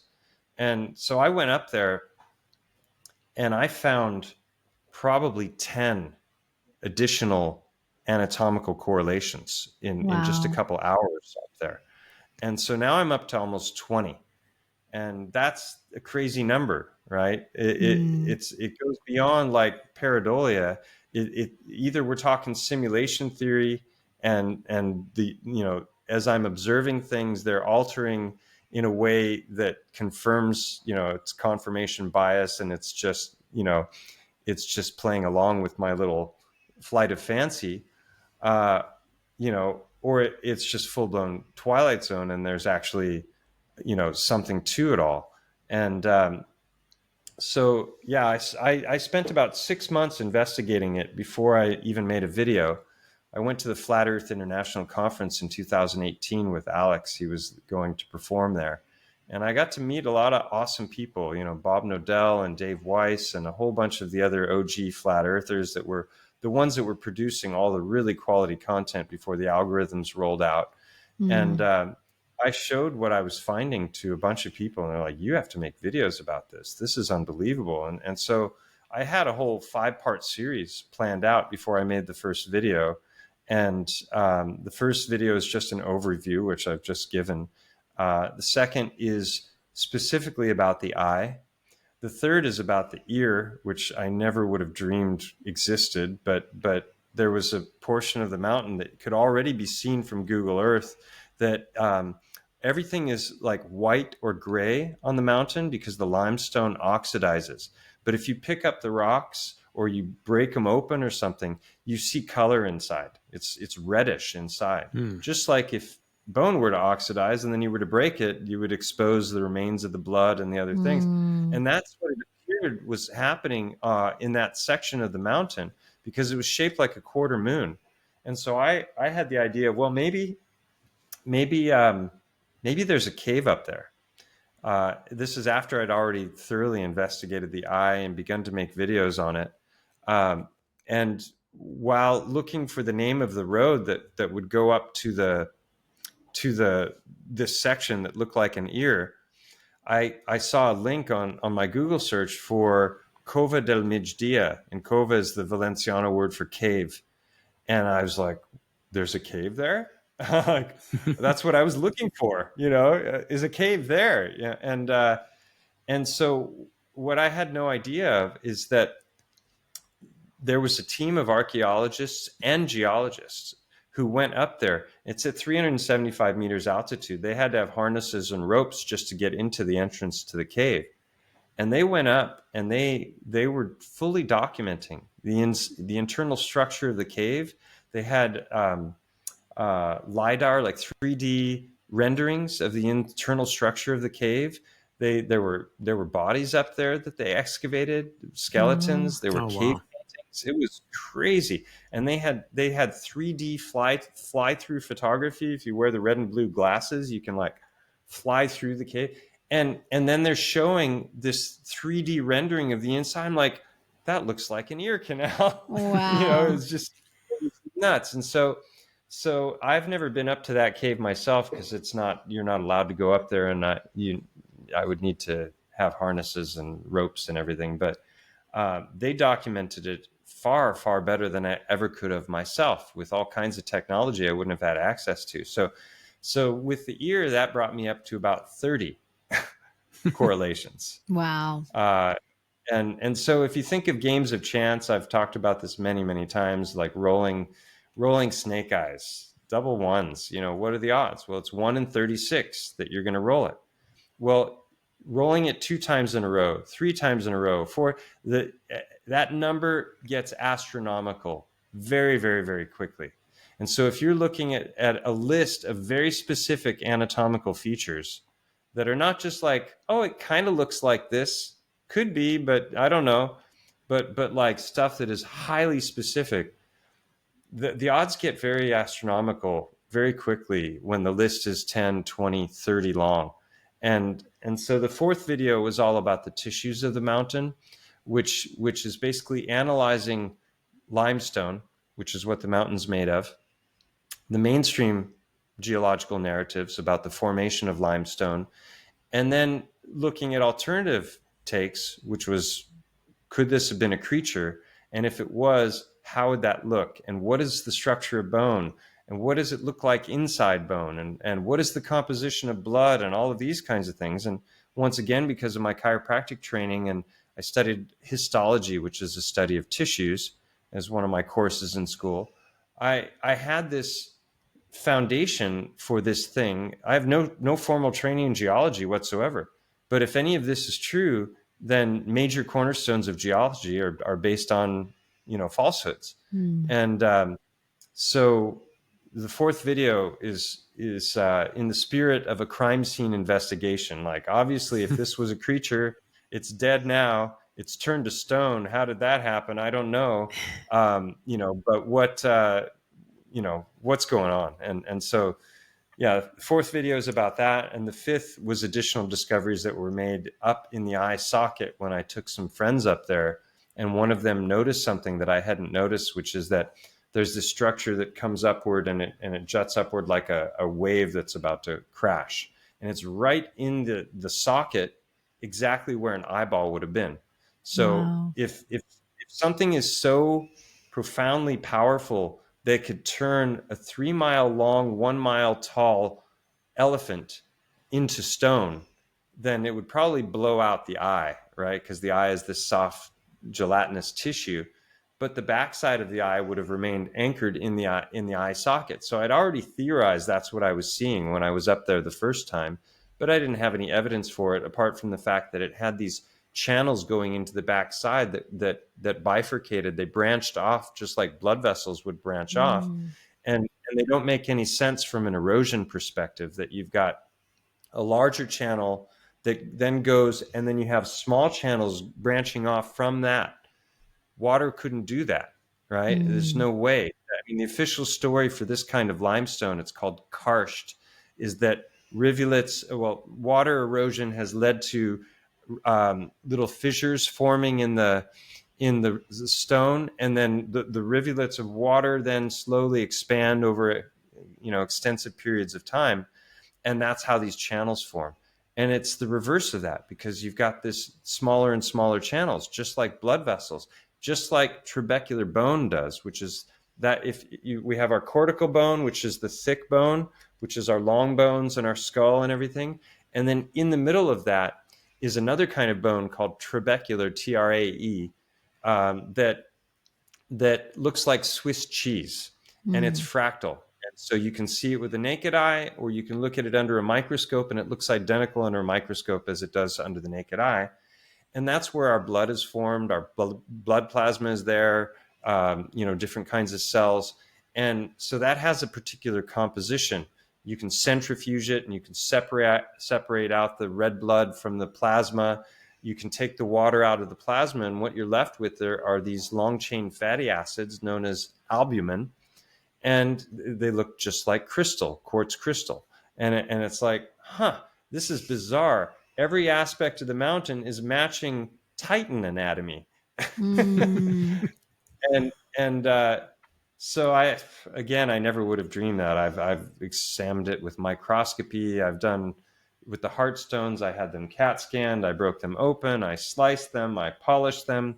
I've shown them to one of the greatest living cardiologists in the world, who was the right-hand man of Francisco Torrent Guasp. He was the one who facilitated his first dissection of a human heart, a man named Manel Ballester, who is in Barcelona. And he and I had a video call, and I pulled out a bunch of these heart stones, and I showed them to him. And I was pointing out the anatomy, and he was utterly blown away. It was never something he'd even pondered or considered, but he was open-minded enough to recognize that what I was showing had substance. And at one point I was going to give a presentation to a bunch of doctors, and I asked him, hey, I'm about to talk to some people, and I'd really love to know, like, what's your conclusion about what I showed you? And his response was, it's an incredible discovery. Congratulations. And he had a little trophy emoji that he added. And I was utterly blown away. This man is literally Guasp's like best friend for years. And he's on board with the theory. So obviously he's not a geologist, and neither am I. And a geologist would say, well, these are the ramblings of a madman. You know, this guy Right. is suffering from the Dunning-Kruger effect. He knows a little bit about geology, thinks he's an expert, or he's cherry picking his information. You know, he's just picking out stones that match his narrative. You know, he's had a lot of time to look for them. Or, you know, pareidolia or the doctrine of signatures, all of these different things that I was already aware of. And from the very first video I made on the Heartstones called Mud Fossils, the Heart of the Matter, I literally said, this is what they're going to say.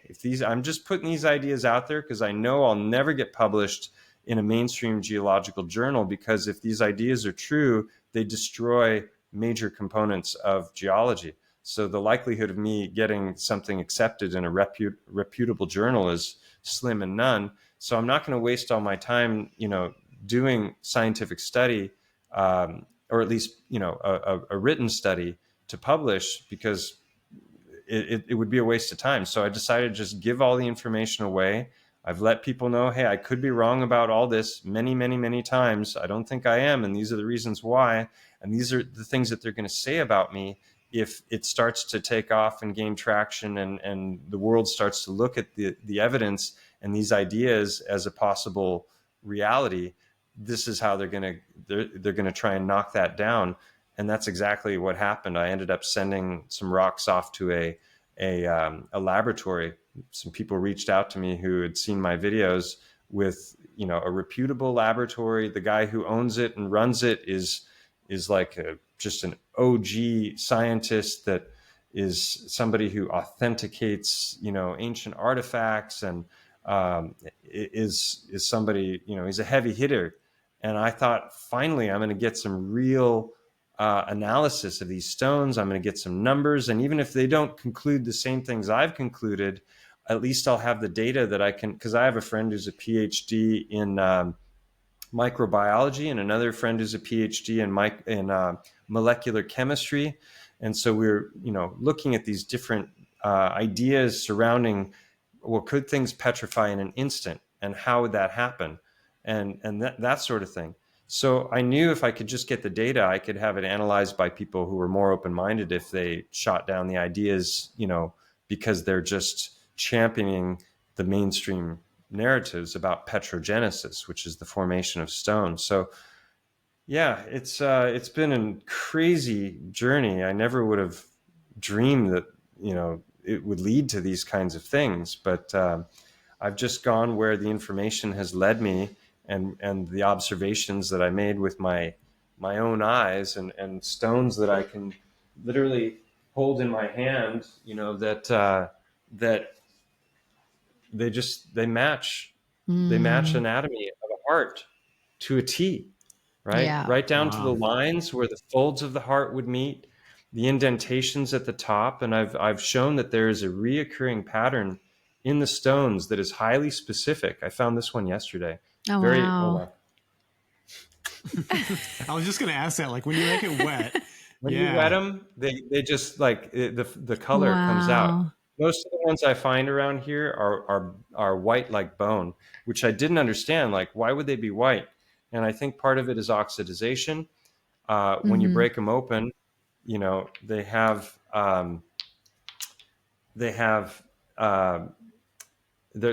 darker colored inside. yeah, and they look the same. Like, there's subtle differences, but they look the same. I'm going to show you half a dozen here that all of them I've gotten in the last 2 days. Oh, wow. So this phenomenon is so repeatable. I literally have hundreds and hundreds of these. And initially I was, you know, I started to recognize the pattern, and then my eye got better and better and better at spotting it. Yeah. And now I can't go out without finding them. But you have this harp shape, and then there will be creases in, and that's where the folds are meeting. Yeah. When the heart contracts, if you look at it from the bottom, it goes in a spiral. And so that makes these stones look like you get this little, like almost like a propeller twist in the stone. And then one side of the heart has a thin wall and the other side has a thick wall. And so when the heart contracts, which it would on death because of rigor mortis, it's going to taper in. And the side with the thin wall ends up being like a knife edge, like you see here. Yeah. And then the other side is thick. Yeah. And that's so So you've got blood vessel openings or creases or indentations at the top where the aorta and the vena cava, the two biggest blood vessels in the body, come out. Then you have the tapering in on the sides. You have a faceting on the front, and then the backside will be either flat or concave. You have that twist, and then you have those lines. Those are all very specific features that can't be explained by a rock banging around in a river bottom. So regardless of whether these are hearts or not, they are extremely specific, and I've recognized a reoccurring pattern in stone that should not exist based on how we've been told stone forms. Yeah. And so that's why this is so significant. Again, I found all of these yesterday and the day before, and you see it's a, well, you know what's there's your troubling there's your is knife why edge. are there so many? Yeah, that gets into, so, I talk about this enthusiastically, but it is also an incredibly dark subject, right? Because we're talking about a cataclysm where the shit hit the fan and all biological life turned to stone in one form or another. And that's a harrowing idea, right? So again, you've got the indentations at the top. You've got this concave backside. You can make out the twist very prominently in that one. Yeah. Each one of those being very specific.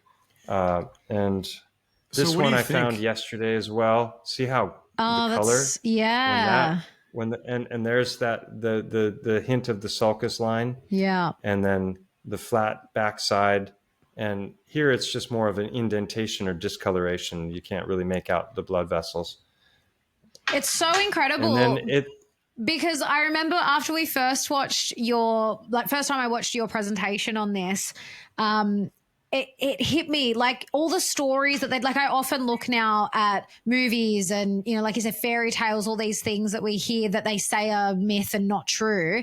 But that's the age old story of the witch that turns people or things to stone.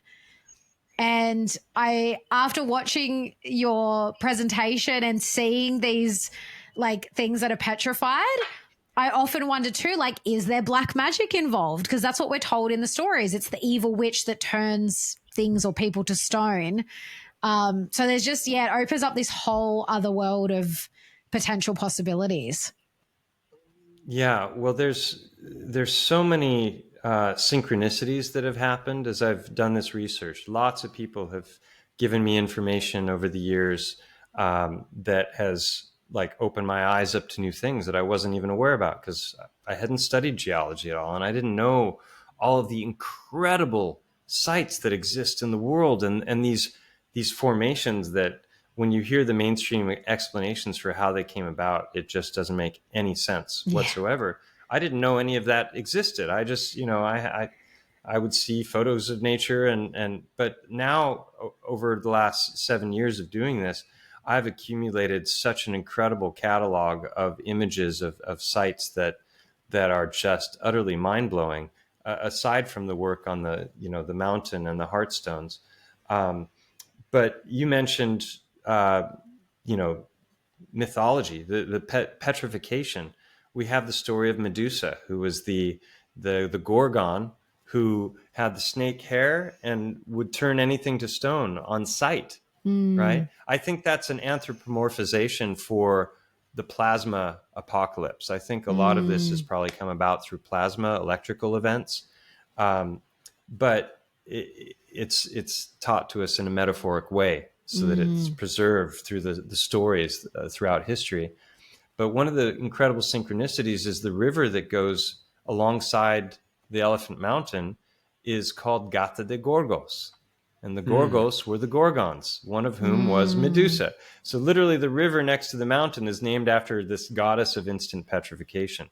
What are the odds? That's interesting. Here's another crazy, crazy synchronicity, which is that Francisco Torrent Guasp, who was the discoverer of this thing about the heart, he lived and worked out of his home in a private, he was a general practitioner and he had a private practice. And for decades, he was getting hearts from different butchers of different animal types to dissect them, to try and understand, because he already knew that the circulatory model made no sense, but he was trying to understand how does it work. And so in 1972 is when he made the discovery. So, I mean, we're talking a long time ago, 40, what was that, 70 to 28 plus 25. Yeah, over 50 years ago, he discovered this. And it's still not common knowledge in the world. It's not even common knowledge among cardiologists, especially the surgeons who are cutting into hearts. They don't understand the basics of the anatomy of the heart. They would be offended by that statement. But if they don't know about the helical heart and the myocardial-ventricular band, and that's not being incorporated into every aspect of their study as they're learning how to be surgeons and cut into the heart, they're quacks of the highest order. They don't know what the hell they're doing. They might be able to help people, but there's the consequences can be, fatal, obviously. But anyway, the synchronicity was that he lived and worked out of his home for decades, and his home was on the foothills of Mont Go, on the Elephant Mountain. He literally lived and made this discovery and worked on the mountain. Wow. Just another crazy How do you make this accident. stuff up? Yeah. It's like those guys going into the ear and stuff. And so again, either there's truth to what I'm finding, or we're in a simulation and reality is altering itself based on my investigation and based on the egregore that is the consciousness of many individuals who start to look at these ideas, and it starts to be a part of their thinking.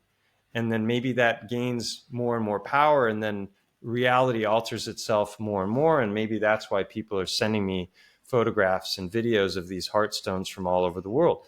Did they even exist before I made the discovery? I don't know. If it's a simulation, maybe not.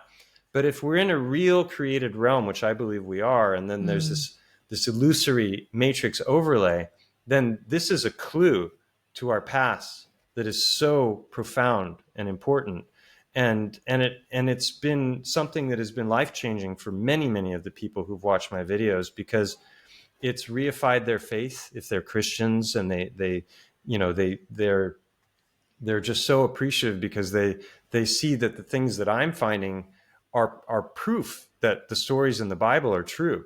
And not just the Bible, but the book of Jasher, the book of Enoch, which were removed from the Bible, the apocryphal texts, but also the myths, the legends, the fairy tales of all of the civilizations. We've got these stories of giants and titans and things turning to stone. And it's like, maybe that's our real history. Maybe what we've been taught is the bullshit. And, we've all been misled because we're blinded by the paradigm. I coined the term paradigm blindness to really talk about that. Like, why would an expert in virology not start to understand that the entire ology is pseudoscience when confronted with the evidence showing that they've never isolated any virus, they've never actually proven the existence of pathogen or contagion. And there are a whole lot of doctors that will break down the seminal papers and show that that's true over and over and over again. But if the people are blinded by their paradigm and their beliefs, they're not even going to investigate it because they're going to think the idea is absurd. And I'm certain that that's what will happen if these ideas ever start to go mainstream and geologists are looking at them. They're just going to, accuse me of all of those things that I said before. This one is really amazing because the heart has a fatty outer sac called the pericardium. And that's why a lot of these are white. But this one, it's gone, but you can see that it still remains, and that this was once covering this whole rock. Like, why does it have this exact shape and this specificity? And if there isn't something to it. So anyway, yeah, definitely going for a while. Mike, are you able to pull up the images of for anyone that's new to your work, like the image of the mountain and some of the other, because I think I remember seeing too, you showed some of the photos of the rocks that you'd polished, and they're so red, like they look red. It'd be great for people to see that. Yeah, I just find this stuff so exciting and fascinating because it just makes life so much more exciting. Like when you're going out and looking for these things, and it's like what we were talking about with the flat earth, these are the things that we can observe with our own eyes. I'm always going to trust that more than I trust information that I'm being fed through, various educational institutions. Yeah. Yeah, well, everything that we're taught is trying to get us to deny our senses. Yeah. Like I said before, that we're moving, but we don't feel movement. There's curvature, but we don't see it. So, So do you see my share screen now? Yeah. Yep. Yeah. Yeah. It's hilarious. Yeah. Okay. I love this image. I'm really proud of this meme. I made this one right here. So funny. Is that your kitchen? Is that your egg on the underneath and the? No, I'm not that bad, but yeah. So let me. For anyone listening, definitely go and watch on YouTube or Rumble or Spotify video. But if you can't watch, there's an image that's got, this is your brain and it's an egg. And then the next image is, this is your brain on NASA, and the egg has been cracked. The shell's in the pan's off the heat, and the egg's underneath in the bottom of the stove. And the handle is being, heated up to red hot, so that when you go to try and pull the pan off, you're going to burn your hands. It's just a hilarious thing. So this is really kind of how it began for me. This video by Jay Dreamers was called Petrified Titans, and he was synthesizing the work of Roger Spurr, which had to do with mud fossils, and I'll explain later why I coined the term biogeology. It wasn't to try and steal his gig, but because I felt like what he was talking about was a portion of what I was finding, but there were a whole bunch of things that didn't fit into his theory. And so then I realized that biogeology was a better umbrella term just to distinguish between mainstream narratives about how stone forms and the things that I was concluding and finding. And then mud fossils would be under that title. So you would have instant petrification from plasma, from volcanic activity and pyroclastic flow, from high mineral content waters. What I discovered as I dug deeper and deeper into this is there are a whole variety of ways in which things can turn to stone. And I didn't know about that. And they don't talk about that in the mainstream models. So I saw these two images in his presentation and I went, oh my God. And I started thinking about Montgo, which is this mountain here. Yeah, it looks exactly like an elephant. And you can see,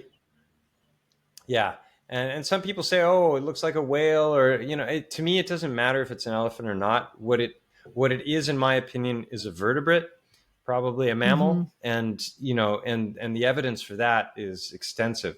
And here you can see that little upward, can you see my cursor? Yeah. Okay. You can see that little upward jutting part that I said looked like the remains of the eyeball. And actually, somebody was just here at an awesome party a couple weeks ago. I don't want to mention his name, but he got some incredible drone footage, because you're not allowed to fly drones around that area. Right. So I haven't had a chance to put some of that into the presentation yet. But this is looking from above, and you can kind of make out that it looks like a rib cage, and this would be the spine. And then there's a curve right here and here where this head would meet the body. And then right here is a canyon between the legs. And then you have this section here of the mountain has collapsed. And so even in mainstream geology, you can see that here, they talk about this section being what's known as a synclinal, where the layers of strata are curving downward because of a collapse. And if this were an elephant, right in here where this collapse has happened is exactly where the breathing passage of the elephant would be. A lot of people used to confuse elephant skulls with cyclopses. They thought that they were one-eyed beings because they didn't realize that the breathing passage wasn't an eye socket. And so here around the mountain, this is called the skirt. This is where all of pieces that were here have fallen down and accumulated. But this is the structure. And so, like I said, I was applying the scientific method to the best of my ability of thinking of questions, formulating a hypothesis, developing testable predictions is exactly what I did with the eye socket. And then I gathered data, and then you go through this refining loop, and then, you continue to evolve your model. So I started by looking at elephant skulls, And, here you see these suture lines. These aren't cracks. These are where the bones are meeting in different places. Here it's very prominent. And inside the eye socket, as you can see here, there's these 7 different bones that meet. And these are the fissures for the optic nerve. And then it goes down into the sinuses down here. Now, what I didn't know is that in the cave, if this were the cave, back in here, there are these channels that are going down at about 45 degrees, just like this is going down. And it actually enters into a deeper cave. Here you can see the fissures more clearly. And that is also in the cave. So it's just like one thing after another. And then this hole here, we have that here. It's called the infraorbital foramen. And in elephants, it's bigger and it's more in front of the eye, whereas ours is below the eye. Right. And this mountain, if you look at the mountain from the side, it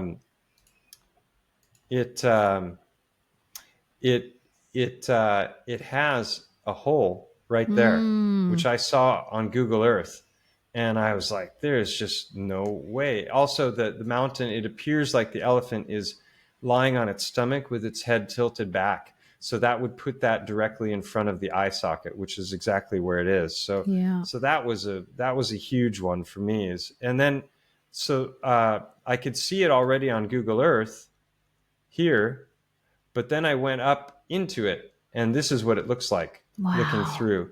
And so you can see that it has this very biological look to it, in my opinion. It doesn't look like something that was formed with water erosion whatsoever. And how would that happen so high up in the air? Yeah. So this is just looking at what I was doing initially. And, I was taking the inquiry very seriously and looking at the structure and it wasn't point and claim, which I've been accused of. Oh, you're just pointing at something and claiming that it is that. This was way more in depth than that. And that led to more discoveries. Like this one was a real mind blow for me. Here's the eye socket. This is not the eye. This is one of the chewing muscles. That's the temporal muscle. And here is that suture line between the frontal bone and the maxilla. And it goes like this, and it jogs, and then it continues upward. This is that exact same location inside the eye.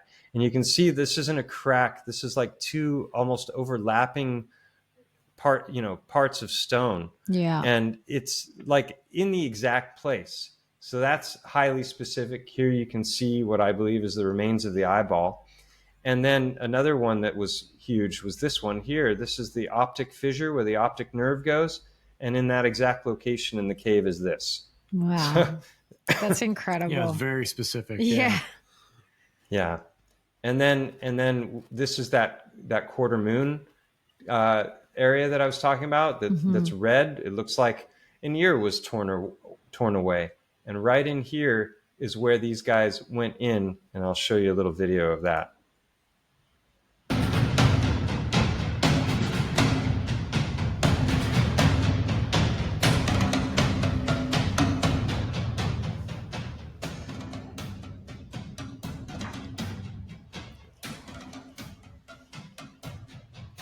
And just to pause it real quick, here they're excavating the skeletons, but in a moment it's going to show cave paintings.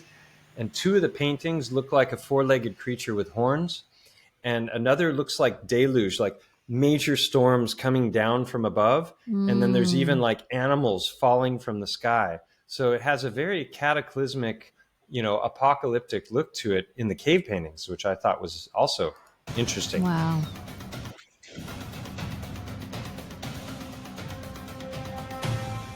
And there's the 3D fly-through. And here are the paintings.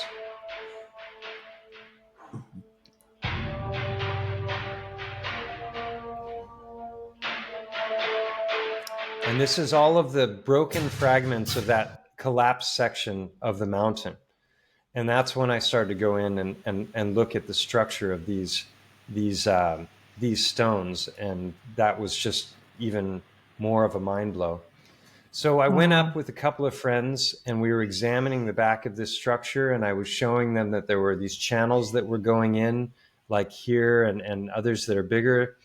And if you think of the eye, I theorized early on that fat would petrify to quartz. And in trees, the fat or the sap petrifies to quartz. And I can show examples of that later. But one of my friends noticed that this whole structure was actually a 10-inch thick layer of quartz. And here you can get a sense of what that looks like.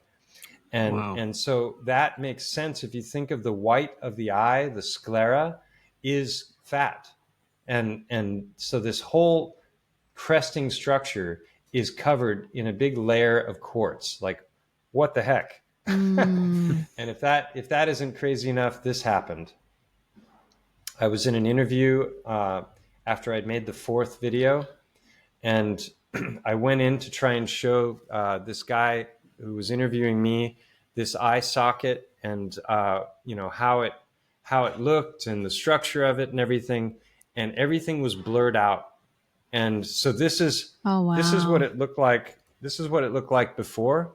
I was using Google Earth as a drone to get this amazing footage, right? Yeah. So here's before. You can see the eye always in every angle, even from far away, right?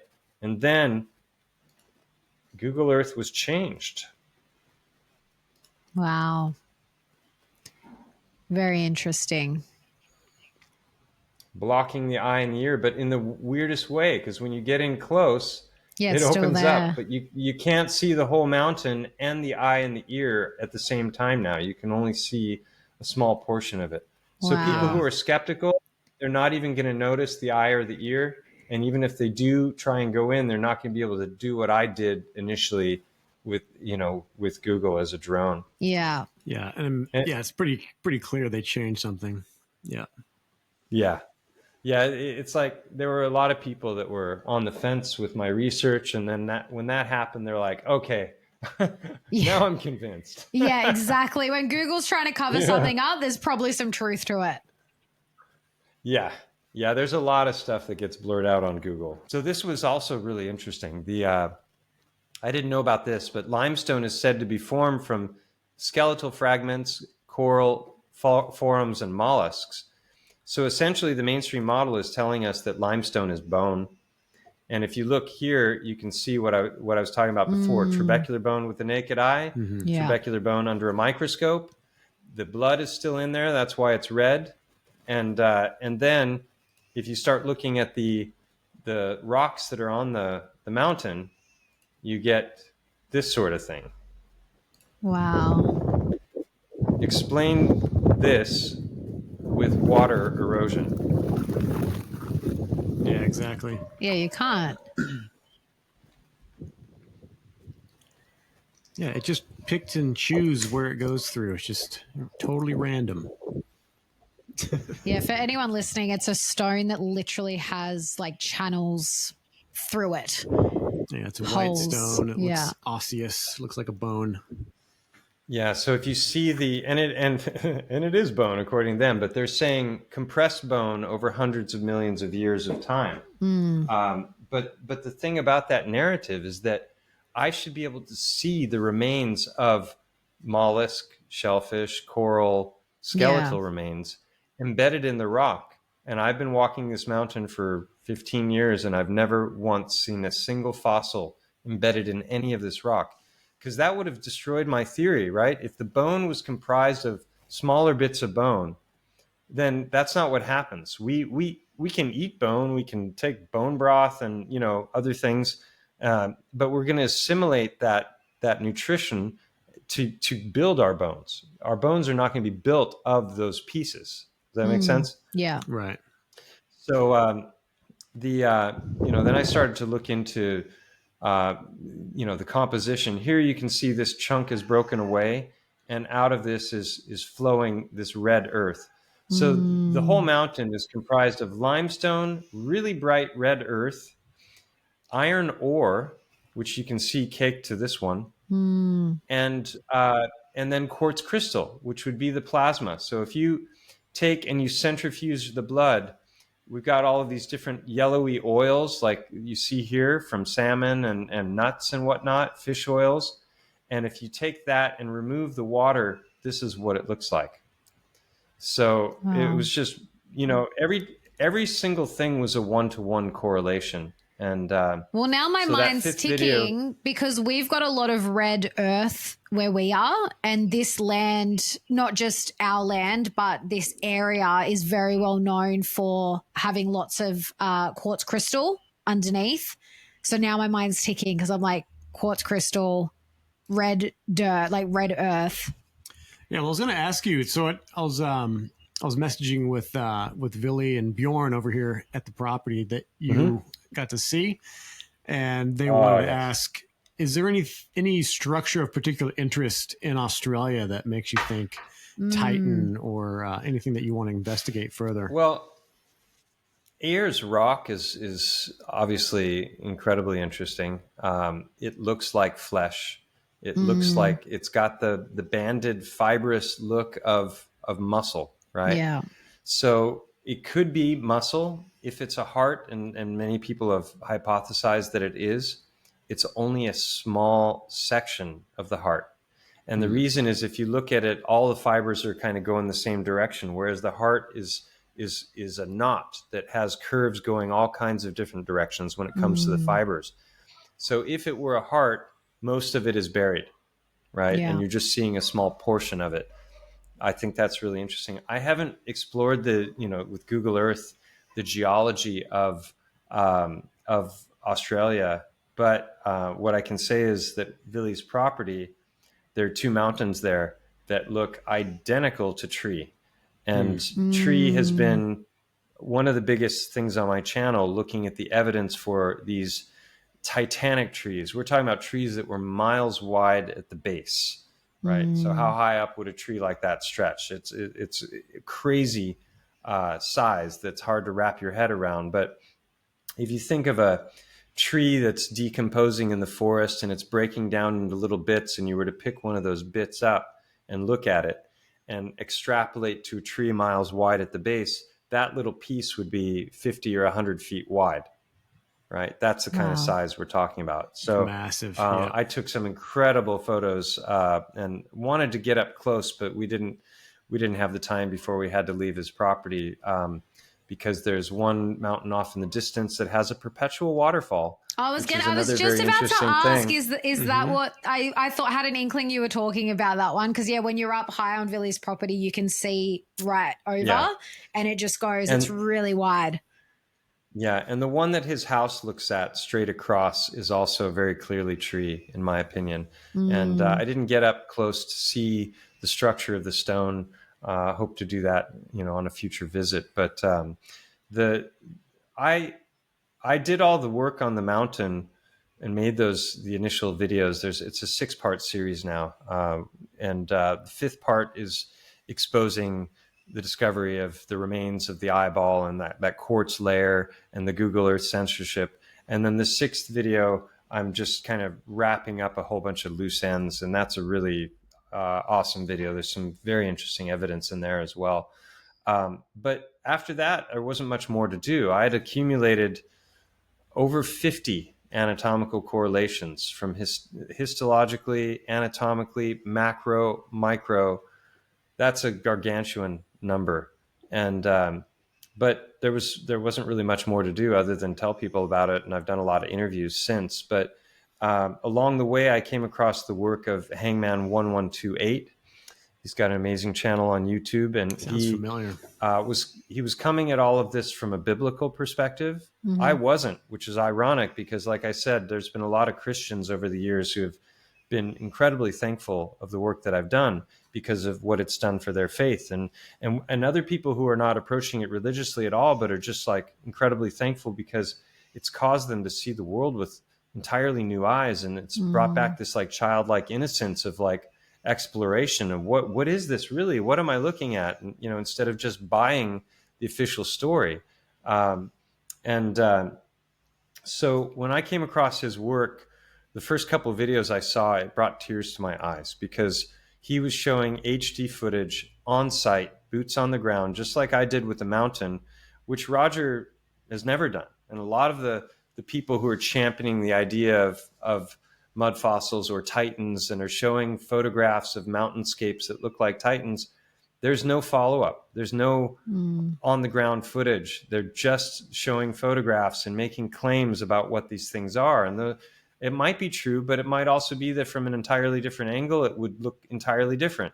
So, is it pareidolia, or are we seeing something that really was once a giant creature? And I don't like the word all. I don't use it like all mountains are this or all mountains are that. I think some are titans. I think some are trees. I think some are ancient buildings that maybe got hit and are now there's a whole crowd called the meltology crowd, which are saying, that a huge number of these mountains around the world are a former structure at a time when everything was far, far larger. I'm totally on board with theories related to Tartaria and mud floods and looking at star forts and the World's Fairs and all these things showing that our realm was very different as little as 150 years ago from what we were taught. And it paints a completely different story of our past than what we've been grown up believing.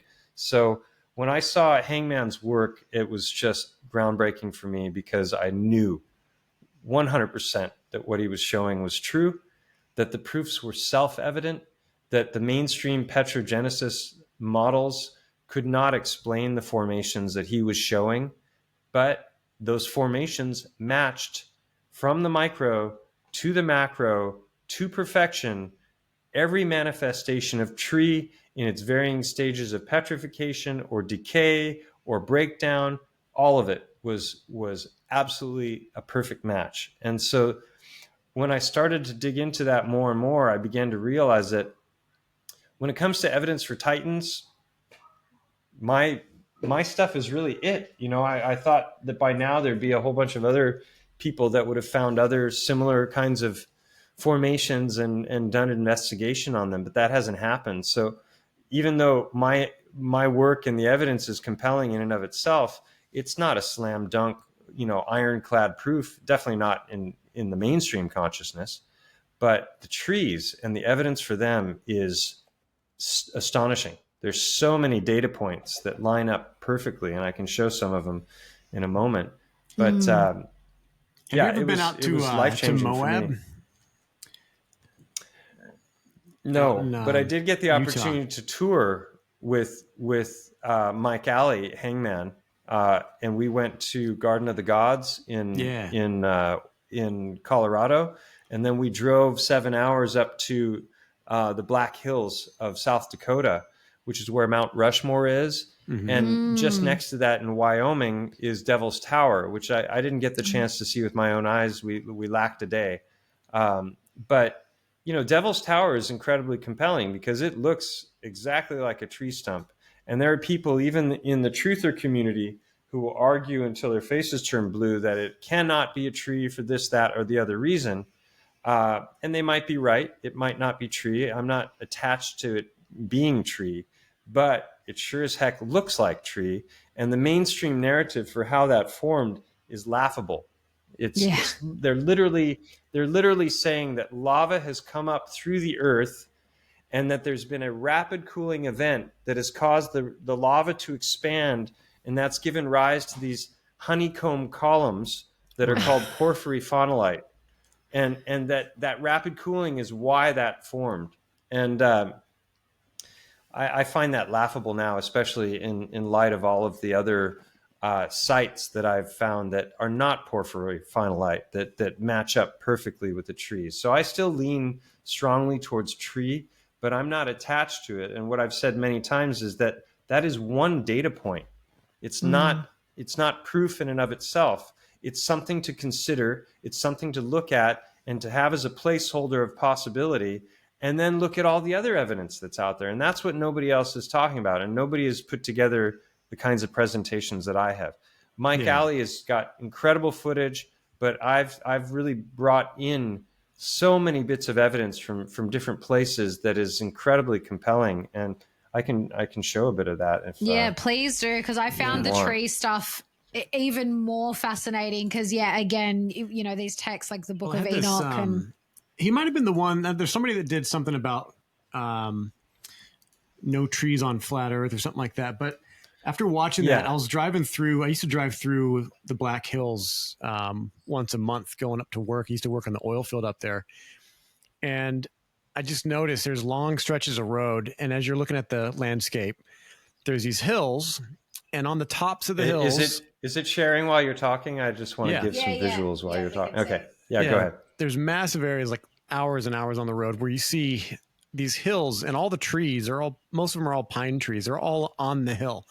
And then you can see through the landscape down in the valley, and there's big valleys, there's big areas where it's flat, it's low lying, and there's just grass. And it's not even cultivated for farmland. It's like grazing for cattle. And there's a lot of these areas. I'm just like, it's very noticeable now that I have my mind opened up to this. Water, right, runs downhill. So you'd think, well, there'd be some trees down in the flat areas because that's where all the water's at. Your survival wilderness stuff. You look for low-lying areas where the water's at. You can find trees there. You can usually find elk and deer and all that. But I'm like, why are not some of the trees, all the trees were at the very top of the hills and the mountains out there, the furthest you would think from water. Right. And it was just such a stark contrast to it's just one example of some anomalies that are on this realm. Well, I have a slide that I'll show that touches on that, because the question is, where's that water coming from? They say it's coming from our artesian wells. Art is, we have artery in our bodies, and these are like water arteries that are coming up through the earth. And then you have these perpetual waterfalls that can't be explained by rainfall, because you have the tepuis, which I'll show pictures of in a moment, like in Venezuela, which are these jutting upward plateau mountains that have never-ending waterfalls.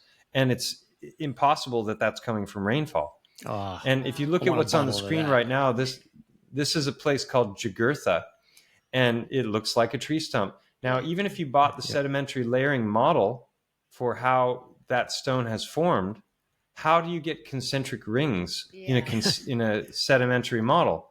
It makes no sense logically. And this is Devil's Tower, what we were talking about before, for those who aren't familiar with it. Sure has a tree stump look to it, right? Yeah. And I've done a video called Felling Titanic Trees, just looking at, it didn't have to be some kind of laser technology or aliens. It could have been something simple as a diamond rope saw that was really big, which is a pulley mechanism and a chain or a rope that has been embedded with diamond. And as long as they keep water flowing as it's running, it won't overheat, and it'll just cut through that rock, Wow. And we have the myths of Paul Bunyan and this story of the great lumberjack who went around North America cutting down the giant trees. We have these ancient mythologies. This is what I was talking about before. People can pause this and read it if they want, talking about how the tower formed. And the different models are all 50 million years. And it's all that the earth used to be up here. And then volcanic lava came up through magma, and then rapid cooling. And then 50 million years of erosion has brought the earth down to this level. Okay, so what happened to all the earth then? If the land used to be over 1,000 foot taller than it is now, where's all that land? It brings up more questions Mike, than answers. I'm from Wyoming, and on the other side of the state, I didn't know that. Yeah, I was born in Cheyenne, and on the other side of the state, it's probably 6,000 or 7,000 foot altitude, probably the same altitude that Devil's Tower is. And you can go out there and walk around on the ground and pick up fossilized seashells and stuff. Oh, wow. So this idea that millions of years and all the soil eroded away from that, but even in the mainstream model, they talk about a great flood, right? They talk about 5 different cataclysms that wiped out, like the trilobites are no longer here, and lots of different species no longer exist. I think they say more than 90% of all the species that once existed on the earth are no longer here. I don't know if that's true or not. But, even in their model, gigantism existed and cataclysm, and every civilization on the earth has the great flood stories, like the flood of Noah. Whether it's a Christian country or not, they have these stories. And then, we have this 4-continent system at the north, and Rupus Negro, which many say is the remains of the world tree, which is the magnetic mountain that our compasses point to, also known in the Norse mythologies as Yggdrasil. Mm-hmm. And then we get these little truth drops in cinema, of avatar-sized trees, falling, and it's maybe the reason this was the top-grossing movie of all time for over a decade is because it's speaking to some truth that we all deep down know. Now, I believe that we're in something like this, that it's not flat or globe, that it's a combo of the two, and that false dichotomy is just to get us arguing with each other. Mm-hmm. Yeah, I love and then that if you look image, at lava, Mike, because I've been saying the same thing. That image is exactly what I've described for so long, because that's my feeling, is that it's not, because there are things in the sort of, more widely accepted flat earth theory that I don't fully agree with. And so I'm a bit the same, where I'm just like, I feel like we can observe that we're on a flat plane. Like, that's easily observable. But then I do also feel like it's this, it's the micro and the macro. We as human beings have a toroidal field. Like, we have this energetic toroidal field. Yep. And that's what I believe that the earth has. And so that it forms this dome, so to speak. And it is a bit of exactly like you said, it's kind of like a bit of both. And that image it's like the perfect image. Yeah, micro to macro, as above, so below. We get these, these ideas in the esoteric literature. And everything is fractal and holographic. The part contains the whole. And when you look at something like this, we have this in our heart. Because not only did Gauss prove the myocardial-ventricular band, but he also proved that there's a dual vortexual flow in opposite directions. So the heart is functioning more like a singularity. It's actually stopping blood flow, not pushing it and causing it. And the blood is very likely being propelled electromagnetically through the body. So this is scalable. You can do all kinds of scientific experiments with things like cymatics, sonoluminescence, plasma physics. I recommend the Primer fields, PRIMER, to people who want to really understand how plasma works. You can create plasma by using magnets, noble gases, and electricity. Wow. And so I think this is the master shape, and it's scalable, it's fractal, and it's inside of us. The heart has the most powerful electromagnetic field of the whole body, and it emanates feet outside of the body. And this has all been proven, with different scientific measurements. But I just want to show lava. This is what it looks like. Never a straight line. Yeah. Right. No six-sided protrusions of any sort. Yeah, and so even if you want to buy the mainstream narrative on Devil's Tower, how do you explain this? How do you explain these inside of a larger hexagonal shape? This is how plants grow, right? And how about this angle here? So what? It cooled, and then it just, it cooled in this perfectly angular straight line. It doesn't make any sense until you start to think of it from a biogeological perspective. Can I explain it all? Do I know how that happened? No. But lots of people will try and say that there's no substance to the theory, and I disagree. And this gets back to the mythology of what I was talking about before. And these kinds of photographs circulate all the time as claims. And I think that there needs to be follow up. Like someone needs to go into these eyes and show what they look like. Yeah. At some point, I'll do it if no one else has. But so I was going to show some of the best examples of tree. But first, let's go just a review. This is how tree breaks down. Notice that it's got vertical and horizontal lines. It can swirl in any imaginable direction. Wow. It can take on all kinds of unbelievable forms. Yeah. That's the knot of a tree there, right? Each one of those little pieces is going to have a different molecular makeup. Yeah. And so if you examine tree in all of its detail, and then you compare that to these structures, this is from the work of Hangman. Yeah, so these are the rocks that look like just gigantic versions of the rotting tree or whatever. Here you can see, and here you can see that the grain This is what I was talking about, holding up a piece and a much larger version of the same thing just behind it. Yeah. It is absolutely breathtaking. I've seen that site that I just showed with my own eyes, and it's so amazing. He'll break off pieces of these sometimes, and you can see that it's still fibrous, like it hasn't fully petrified all the way through.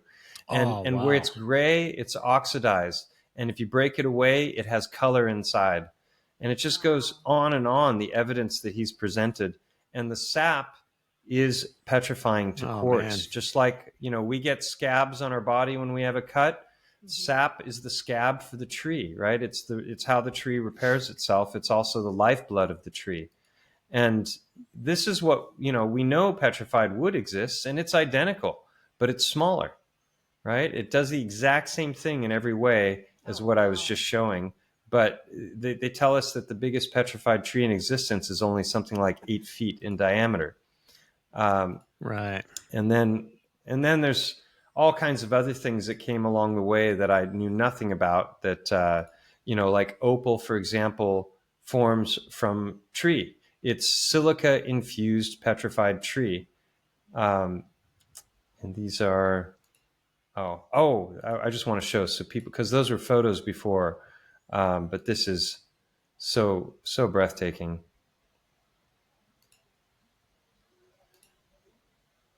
This is on site with Hangman in the Black Hills. And a lot of times I couldn't tell. So magnificent. I couldn't tell if something was wood or stone. I had to pick it up to see. And a lot of times I was wrong. So magnificent. Fun to be here. Yeah, it was like sap coming out of that. Firsthand. You can see the micro layering. Even the giant trees had that micro layering. Justice. I think you'll be able to really appreciate it anyway. So most people have never seen any footage like this. They don't know these places exist.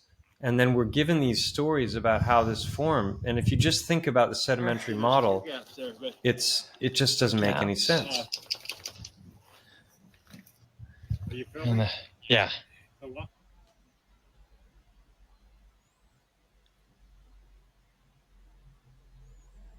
So if not wood, why does it look like wood? Yeah. In every shape, in every way, shape, and form? Oh no, it just randomly happened that way. This is what I was talking about before. Opal is coming from petrified tree. Yeah, those are amazing. Wow. You can still see the tree grain. Even obsidian is coming from tree. So here you have copper, and here he's polishing obsidian, and this is what it looks like. You can still see the micro layering of the grain. Oh, And wow. it's been infused with other things, and it's catching the light, and it's phenomenally beautiful. And here you can see in between stages where this still has the tree grain, but this is glassified or vitrified, and that's obsidian, but this is not. Or is it that this became that? I think that's more likely. There used to be petrified forests all around the world. They were harvesting the forests to get metals, gold, silver. Crazy amounts of silver and gold were in these old petrified trees, which no longer exist except like little places where you can go and pay to see them. So they were getting all kinds of gold, silver, copper, platinum, from them. And let's see.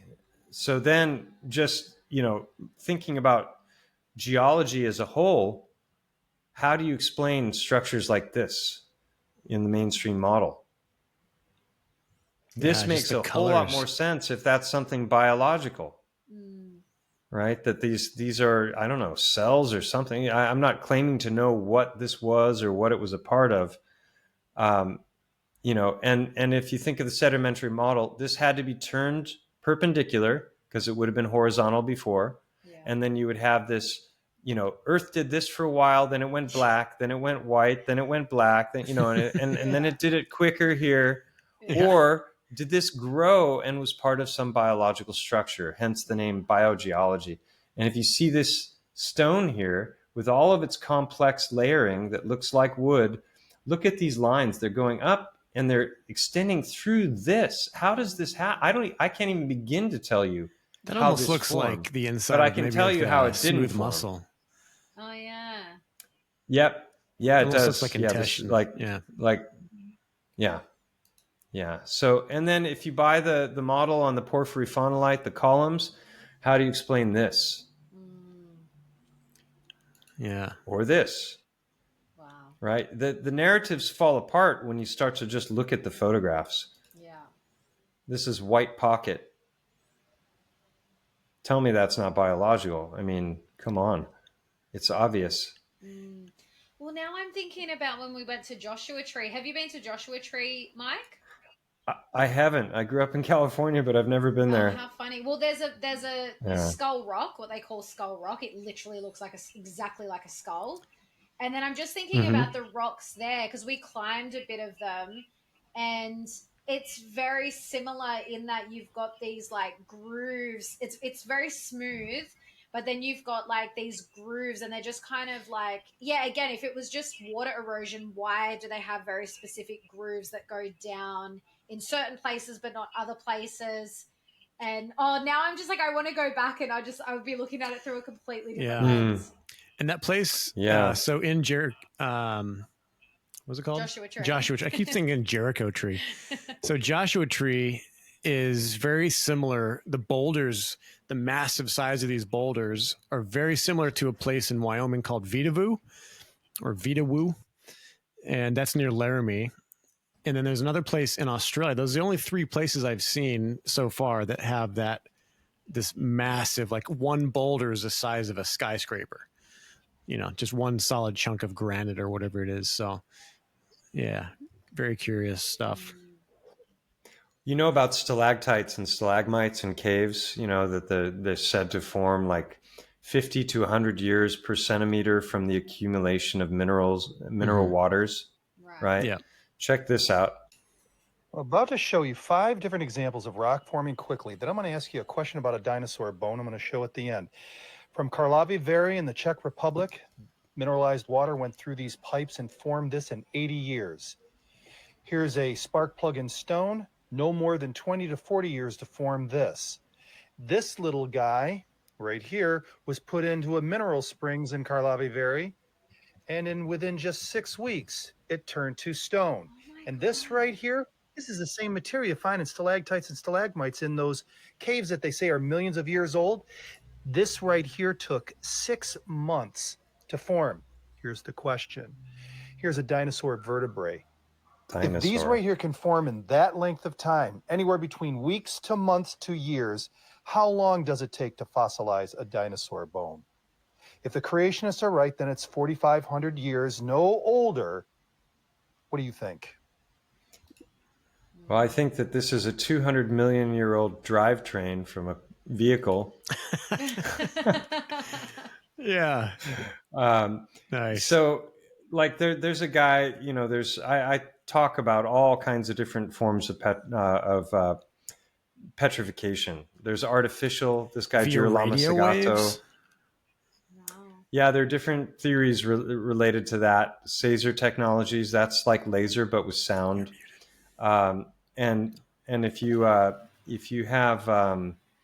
look at this is the work of Girolamo Segato, a scientist in the 1800s in Italy who knew how to petrify any kind of flesh.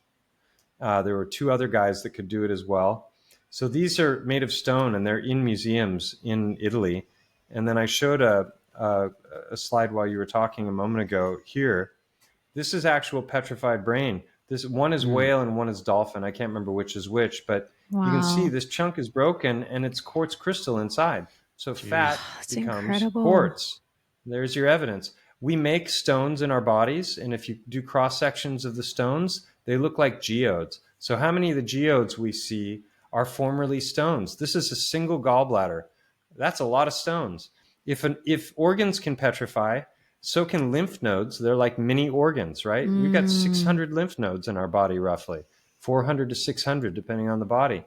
So all of that is a potential for petrification.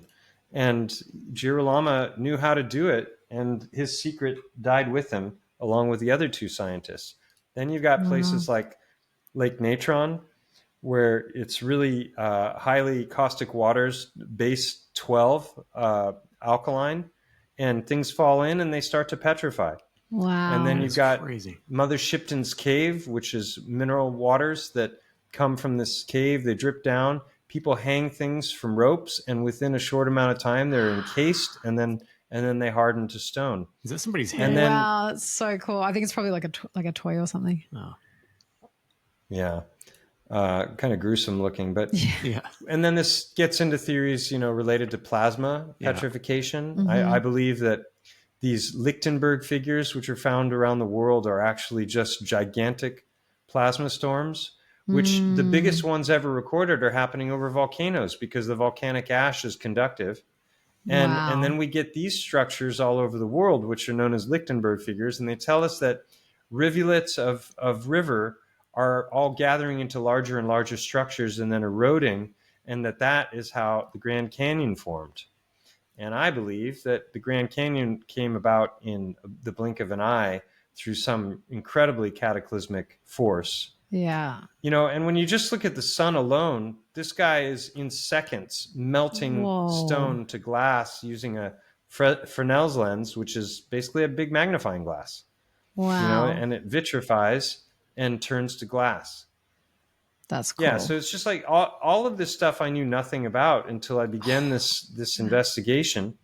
This guy takes chromium oxide and aluminum oxide, mixes them in votives, puts them inside of a microwave with a little bit of steel wool for conduction, and within 10 seconds, he's converted these powders into ruby, raw ruby, that fluoresces just like it should under black light. And the magnetron inside of the microwave is what's facilitating that transmutation of elements. So we're taught that transmutation of elements doesn't happen, that it only happens in the heart of stars or in nuclear reactors. But there's lots of evidence to suggest that there's both biological transmutation. Home?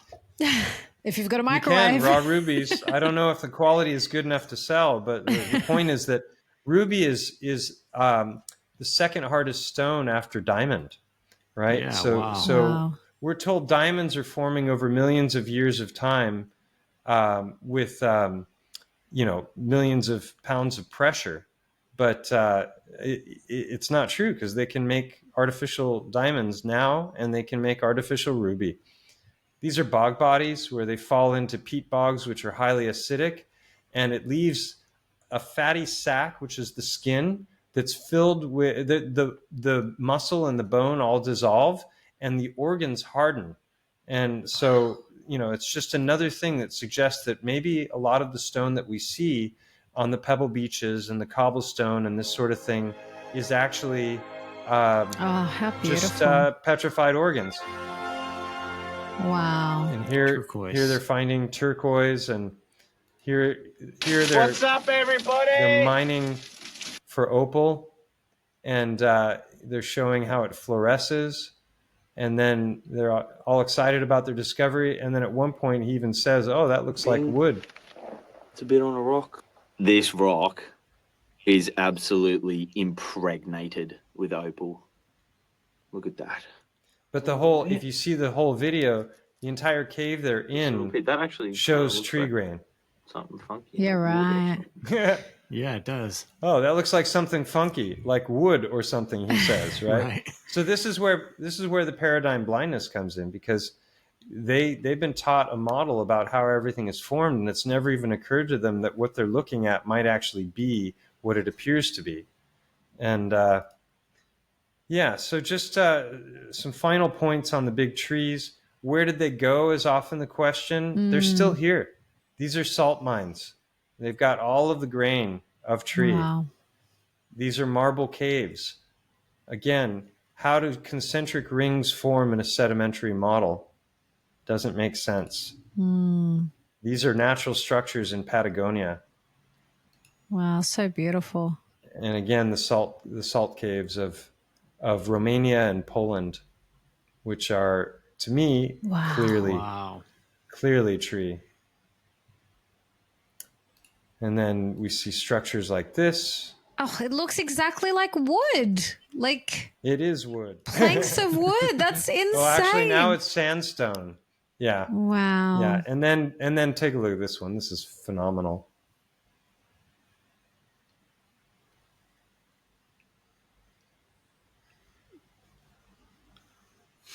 Wow. So I didn't know, any of this stuff existed when I first, began investigating this. And I've just been aggregating all the data. And there are so many data points that line up absolutely perfectly with the idea that many of these mountainous rocky structures that we see were once biology. Like, how does that happen with sedimentary layering?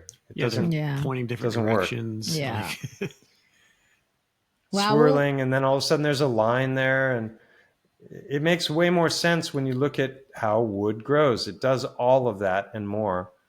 This is known as banded iron. Again, that flipping back and forth between two completely similar but distinct kinds of colors. Yeah. And the swirling without any breaking. Then we get into places like Petra, which I think are tree. Here you can see inside of the dwellings at Petra in Jordan, all of the magnificence of the remains of the tree. I think they were carved into while they were still soft, and then the petrification came with the flood and the high mineral content waters, the waters of the deep, which are highly mineral content, like the lake that I showed you and Mother Shipton's cave. And I'll wrap this up here because I've been presenting for a long time. You've got these structures, which I didn't know about. Wow. Which are these massive caves that people are diving into. The action adventure twins go into these structures that look just like root structures, where it goes down 500 feet and then it snakes off into another passage that goes down another 500 feet. And that's incredible. This is them descending into one of them. And these are lava tubes. So this is interesting. The lines are going this way, and now they're going the other way. Oh, wow. So that would make sense in biology, but not in something that, again, this way. Yeah. In something that is, being formed by lava flowing through a channel. And then we got the tepuis, which we talked about before. Yeah. Where's all that water coming from? A chunk of a big tree. Where's all that water coming from? Exactly. And the artesian wells. And then there's lots of examples that I have video footage of waters that are trees that are tapping into the water. And then water is coming out of knots or chunks that have been taken out of the tree. So it's coming up and out. And, maybe that's exactly what's happening here, but on a much larger scale. And then I was going to show one last little bit. Where is it? Isaac found a geode when we were where were we when we found that? Arizona. And now I'm just wondering what is that really? Because it was literally just looked like a rock, and Isaac just had the thought he was like, I'm going to crack this open. And he did, and it was all white quartz inside. Beautiful. Right. Yeah, there's before the Rockefellers took over publication, there are lots and lots of articles talking about petrification and all the weird petrified finds they found, and petrified hearts and petrified fruit. And, it was just spoken of matter-of-factly. This is the first heartstone that I found that I documented, and I went in with endoscopic cameras. You can see how specific the structures are. Yeah. This would be the aorta and the vena cava. This is the opening of the pulmonary arteries. This is your coronary artery, coronary sulcus, and the fat that's found just below that. Those are highly specific finds. Yeah. This is what it looks like in the flesh. You see it's the exact same stuff that's happening there. Hearts take on lots of different shapes and forms, but the overall anatomy is the same. And these are the different features that I've documented in a criteria list. Again, using the scientific method, I started to find them in droves, and it was this very reoccurring pattern. This is the biggest in my office. It's 1.5 feet in length. Wow. And it right behind it, where you would expect it to be, is the aorta. And also it has the sulcus line on the back of the big one. Hearts can have many different colors depending on the amount of blood that's in them. All the blood can be removed and they turn ghostly white. They're actually growing organs in laboratories now and then introducing the blood later. And when they take the clamps off of the blood vessels and introduce the blood, within 2 to 3 seconds, it goes to this color. So it's mostly a fascial matrix, and then it has blood in it. I had them broken open. Wow. I went and had them CAT scanned. I went in with endoscopic cameras to look, and this bumpiness doesn't make any sense in an erosion model, but it makes perfect sense if you know that that's exactly what the inside of the heart looks like. Wow. And then I sliced them open, and I polished them as well.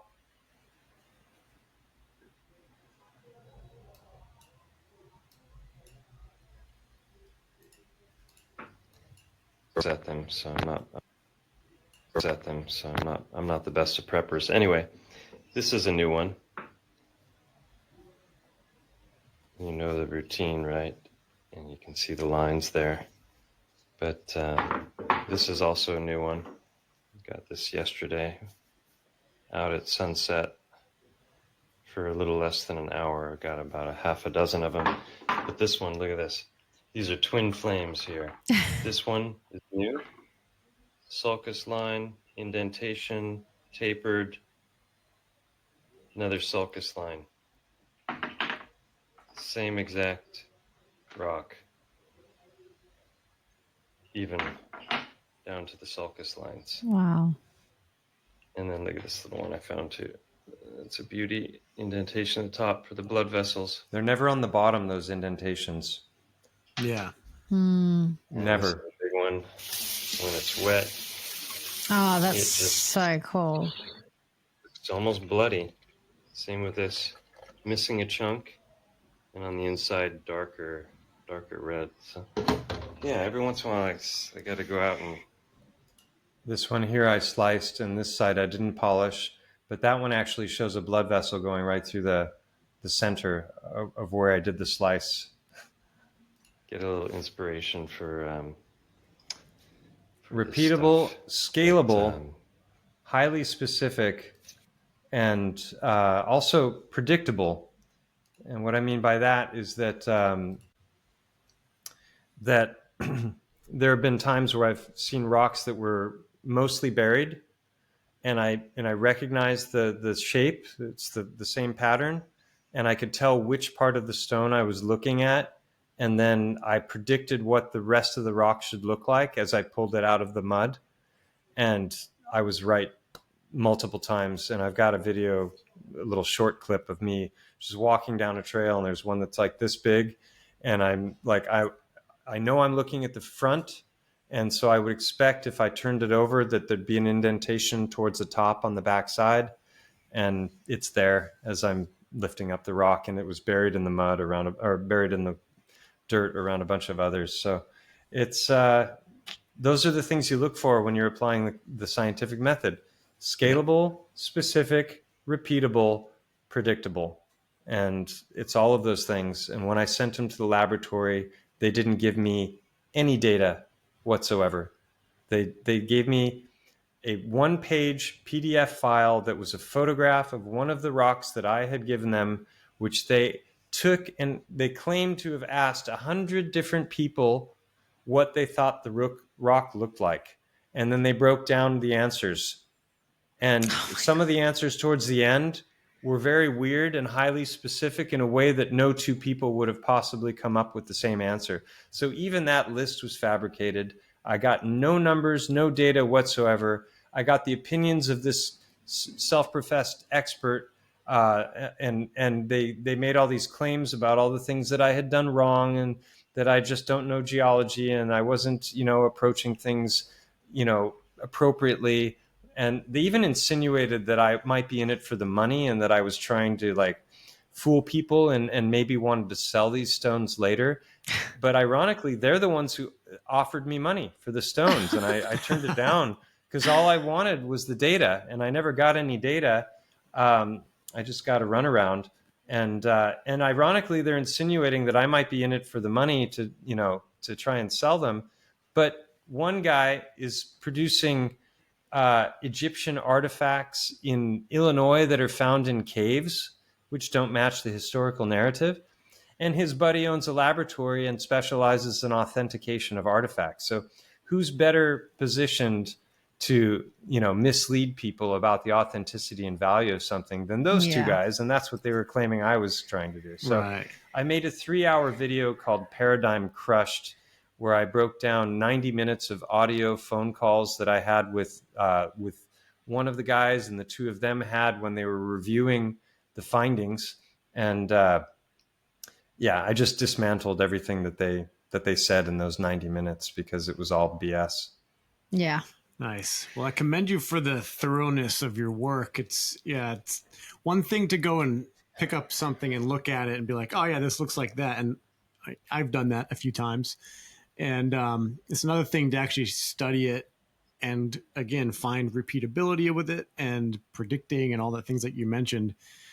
And this is just scratching the surface of it, because the implications of all this is pretty astounding. And I can't wait to see, because this is the world, we're wanting to have kids, and this is a world where our kids are going to grow up in. And from here, who knows where they're going to go. But if they start with this as a plausible direction of inquiry and what it means, we're talking other land, different ways that things work, where to find different types of minerals and metals and different things. Yeah, it's a whole other world. I was always so enamored of the scientific method, and I thought, oh, that's, humanity's saving grace, right? We're going to save ourselves through the technology and all these things. And, the misapplication of that is just so widespread. And I never understood, like when I got into the flat earth subject, I never understood why there was such a profound resistance to it. Because my thought was, this is amazing. What an incredible teaching tool for children, in school. Like, okay, even if they want to say this is what we believe now, and we know this because of this, that, or the other reason, all of their analysis of the flat earth stuff is just lip service. They're saying, oh, we can see boats go over the horizon. No, that can be disproven with a P900. We know that Eratosthenes proved the circumference of the earth 2,500 years ago with sticks and shadows. Oh, well, they don't ever go into the details of how that could have possibly been done, which is sketchy at best. But they also don't tell you that it's not proof that the earth is a ball, because if you have a smaller local sun, the outcome is the same. You still get the same angles with the shadows, and you can still do the same geometry and come to the same conclusions. So for me, it was like, this is an incredible intellectual exercise. This is a fun thing to do. I wasn't like, well, initially I went in trying to just disprove it to make it go away because I thought it was stupid. But as I got into it, I'm like, this is how they should be teaching children. Teach them logical fallacies, teach them how to even entertain an argument that they don't believe. This is debating skills, right? Where I'm maybe anti-abortion, but now I'm going to take the pro-abortion side because I have to learn how to steel man arguments. Everyone knows about the straw man, where you misrepresent somebody's argument and then you debunk the misrepresentation. They don't know about the steel man, where you take the absolute strongest argument that they have and then shred that. That's how, that's what intellectual honesty is when it comes to debating. And so I was like, why is this getting so much resistance? And then obviously, well, because there's substance to it. And when the algorithms came in, it just made it so obvious that this is very dangerous, because it completely dismantles almost every narrative that's out there when it comes to anything related to science and history. So I think people like I said, it's an intellectual rite of passage. If you haven't given it its day in the sun and done your due diligence and really approached it honestly, you're a hypocrite. And most globers don't know the first thing about their own model. Yeah. Flat earthers will dance circles around them. We know the spin of the earth, we know the speed, we know the circumference, we know the diameter, we know the curvature rate, we know the formulas. They don't know anything. They don't know the distance to the sun, the distance to the moon, the supposed sizes of them. And they look foolish very quickly. And so that's why they just immediately, have knee-jerk reactions and default into these arguments that have actually been programmed into them, but they don't even realize it. Yeah. They've never even deeply pondered the subject, but all of a sudden they've got these comebacks for things, and they don't understand that those have been dripped into them over their lifetime. It was one of my favorites that it's like you can't really argue it because you can see it for yourself, and I have seen it for myself. Is Dave Weiss has these videos where he takes his drone up to altitude, and it matters if it's a clear day, low moisture in the air, get as far of a view. The sun fades. Yeah, and on the ground the sun sets, right? Well, you take that drone up to however many feet it can go up, and just sit there with 4K recording it, and that sun just disappears into the clouds. It doesn't go down. It's exactly crazy. Well, and the critics would say that, well, now he's seeing the sun because he's gone up higher. So the sun was behind the curve, but the drone went up and brought it back from behind the curve. But that doesn't explain the fade, because it's not fading behind clouds. It's fading behind atmospheric occlusion. Because when we look straight up, we're seeing the minimal distance of atmosphere when we look up. But when we look out, we're looking through all of that atmosphere, and it's more condensed, just like the air is thicker down here than it is higher at the top of a mountain. All of that atmosphere is far more condensed as you get down towards the horizon. So when he sent up that drone in the middle of winter on a very clear day, you have the absolute minimal atmospheric occlusion. And he was able to show that the sun is not dropping down beyond the horizon. It's moving away and fading out. And that is wild when you see that. And people are like, oh, you faked this. And he's done it like 6 different times. And other people have managed to capture it as well. No, I was standing there next to him when he did one in North Carolina. They did the Flattoberfest. Karen B and everyone down there. And we flew down there. And it was cool. I met him. Who's a hypocrite, by the way. I'm just going to call her out since you mentioned her. She's a complete and utter hypocrite. Yeah. I haven't kept up. I don't know what happened. She's attacked all of the tree stuff, the Titan stuff, mud flood, Tartary, all of those things vehemently, with passion. There's no evidence for it. These ideas are retarded, and she's a retarded hypocrite. There, I said it. Well, and isn't it funny? These are also like the flat earthers that give like the whole flat earth side a bad name, because I know that that's a big argument, is that like the whole flat earth thing is a psyop, because unfortunately a lot of the people that are on that side of things are very dogmatic in their beliefs. And I mean, we see this all the time. We see this in the truther community all the time, where they go against the mainstream narrative, but then they become so dogmatic about the other side. And it's like they are not open to all the possibilities. And that's always the downfall, because it's like, like your method of doing things and the true scientific method is like, really, you're always questioning everything.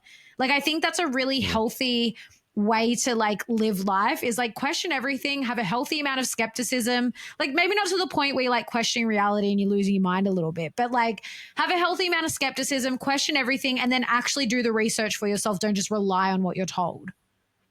100%. Yeah. And it's ironic, because the greatest resistance that I've had since I've been, I started my channel, has been from within the flat earth community. And all the people who've criticized my work are the same people who are anti-mud flood, anti-Tartaria. They don't think star forts are that important. The whole World's Fairs thing is that all happened the way they said it happened. And so they're just like, I don't know, there's a cognitive dissonance there, where they they're perfectly willing to accept an idea that's the biggest lie that could possibly have been perpetuated.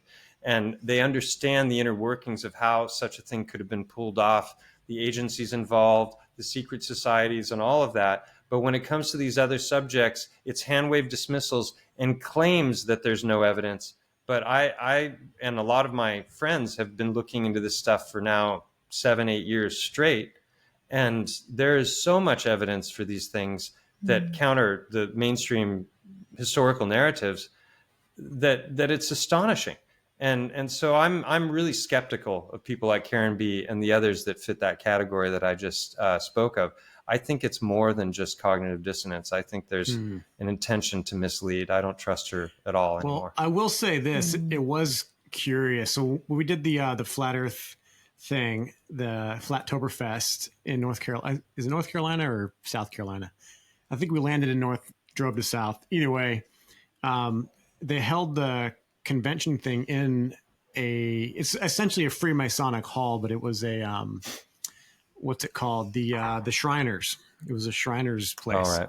Yeah. Which I'm like, I went in there. I see the Freemason symbol Yellow on the flag. wall. No one there was I'm with you, Mike. overtly Freemasonic, but I was like, yeah, yellow flag at most. But no one. Yeah. I mean, I just thought it was cool that they're like, no pushback on wearing masks, no pushback on gatherings but that was the whole state. The whole state. Yeah, that aspect of it is cool. wonderful, and I think it's great that she put those together. It's her personality, attitude, and her approach to these topics that I'm finding fault with.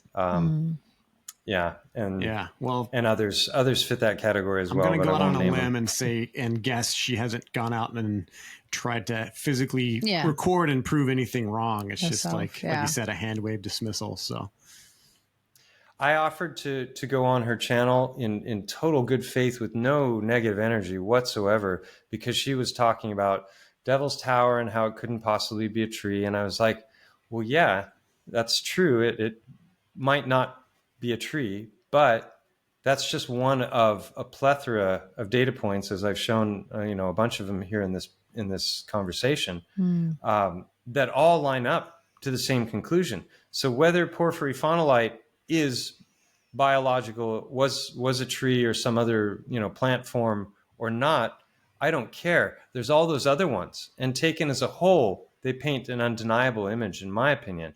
And I wanted to present that info to her, especially the work of Hangman, because it's so undeniable when you see the footage for what it is. And instead of accepting, my invitation to come on and talk with her about it, she went on multiple rants in the live streams that followed, not naming me specifically, but naming me between the lines, and talking about all the reasons none of this could be true and that it's totally retarded and everything. And I'm like, wow, that's like, at least give the ideas their day in the sun and look at the evidence and then debunk that evidence. And then she and I got into a debate on Facebook about it. And I was calling her out and I was saying, look, you're being a hypocrite here. And then finally I posted like 10 of the absolute best photographs that I could find of what I considered to be ironclad evidence. I'm more confident of the evidence for the trees than I am about the mountain, even though I've compiled over 50 different correlations. That's saying a lot about how much evidence there is for the trees. And I sent her that on Facebook, and I said, how did these come about given the mainstream geological model? And she said, there's a plethora of ways that those could have come about. And I said, oh, really, a plethora? Because I've been struggling to find one. Maybe you could enlighten me and let me know one of the plethora. Crickets. Yeah. 2 days later, again, how about that plethora? Crickets. And then finally, I just called her out as the hypocrite she is. And, and eventually she blocked me on Facebook and made my life better because I no longer had to see her other posts. Right. Yeah, well, it's interesting because even when it comes down to these topics, I think it's so important to also do the inner work on ourselves, which we also talk about a lot on our show, because you can, when it comes to all the external information, you can have all the quote unquote truth, and you can have all the narratives and the alternate narratives and all of this.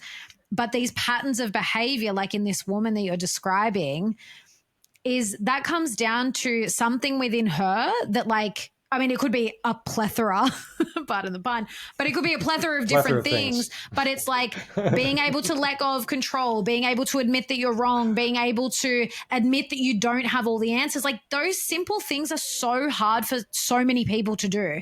And when you can't let go of those fundamental things within yourself, it's going to be much harder to grasp those other things outside of us. There's so much power in those three simple words, I don't know. And, you know, throughout this whole thing, like when it comes to the Heartstones, I was finding them before I had a theory about them. And I'm like, I can't explain this. I don't know how it came about. Why am I finding them outside of the body? Didn't make any sense to me. Like, what's going on here? But I wasn't going to cast out the empirical finds because I couldn't explain them. That's not how you do it, you know?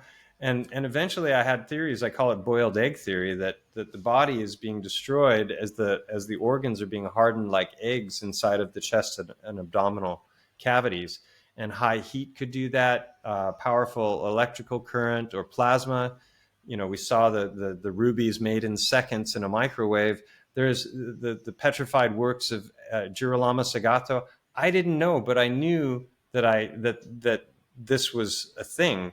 And so I think, you know, it's fine not knowing. It's kind of fun. It means there's more to learn and to explore. And people do get wrapped up in their egos and I'm right about this and everything. And it might sound like I'm a bit like that, you know, because of these you know, darts I'm throwing right now in her direction. But it's really that I was trying to get her to honor the scientific method and to really examine the evidence. I had another run-in with a guy named Paul Cook, who's got a big channel as well, for the same exact reasons. This is a guy who was speaking about narratives that were directly related to the things that I was finding. And he was just coming up with these wild theories about how the things that he was seeing were formed. And we were friends up until that point, at least online, like sending messages back and forth to each other. And when I started to question his self-created narrative, he flipped out and you know, started saying things about me. And so I had to do a whole video just to defend myself because he was slandering me publicly. And at one point he accused me of being 77th Brigade, which is ridiculous because I'm American, that this is like the UK PSYOP division of MI5 or 6 or something. I don't know. I don't even know who they are, but it was just like, it just got absurd. And they recruited you for your hang gliding skills. So people get hung up on their own narratives. What's that? I missed it. They recruited you for your hang gliding skills. Exactly. Yeah, I can land in, where was that hang glider that landed? In Israel. I can fly in and dismantle their wall. You're giving away their secrets. Shit, that was me. It was just one man. I just gave it away. With an iron dome. Yeah.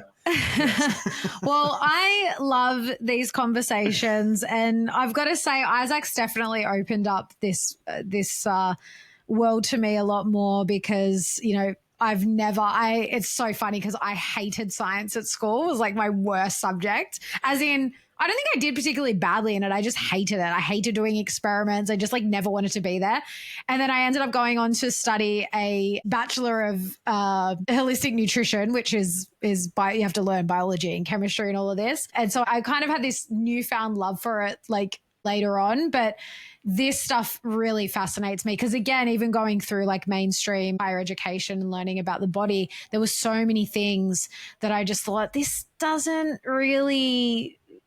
Not that it doesn't make sense. They can make it make sense, but it just didn't sit right. Like, and I used to always think too, like, it's interesting to me how this religion of science has come in where, you know, they pretty much like completely dismiss any idea of God, where when I was learning that stuff, I was like, it made my faith so much stronger that like whatever this is that created us so perfectly. the way that we're designed and the way everything works together. But yeah, this whole realm, I just love it. I love the work that you're doing, and I'm so grateful for people like you, because really this is the stuff we should be learning. And again, like getting out and doing it ourselves. And I think that's what I love about this too. Like we've got a friend that literally found a stone. He's like, I'm pretty sure it's a heart. And, you know, like Isaac said, when we have kids, this is the stuff that we want our kids to be going out and doing and discovering for themselves. So thank you so much for coming on and sharing your work. And please share with our audience like where they can find more of this, because we definitely recommend that they go and check out more of it. It's been an absolute pleasure. I knew it would be, because I love talking to you too when we were in Australia. I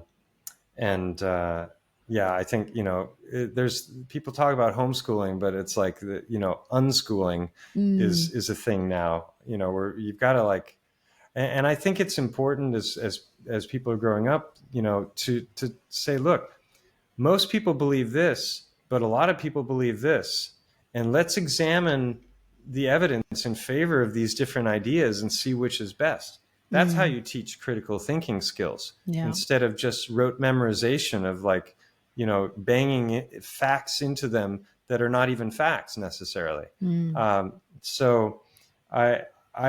My kids are grown, you know, 20, 22 almost, and 24. So I don't have to worry about, you know, dealing with the school system, but what a nightmare it's become. And with, you know, Common Core and all these ridiculous notions that they're pressing on these kids as if they're facts, and it's criminal.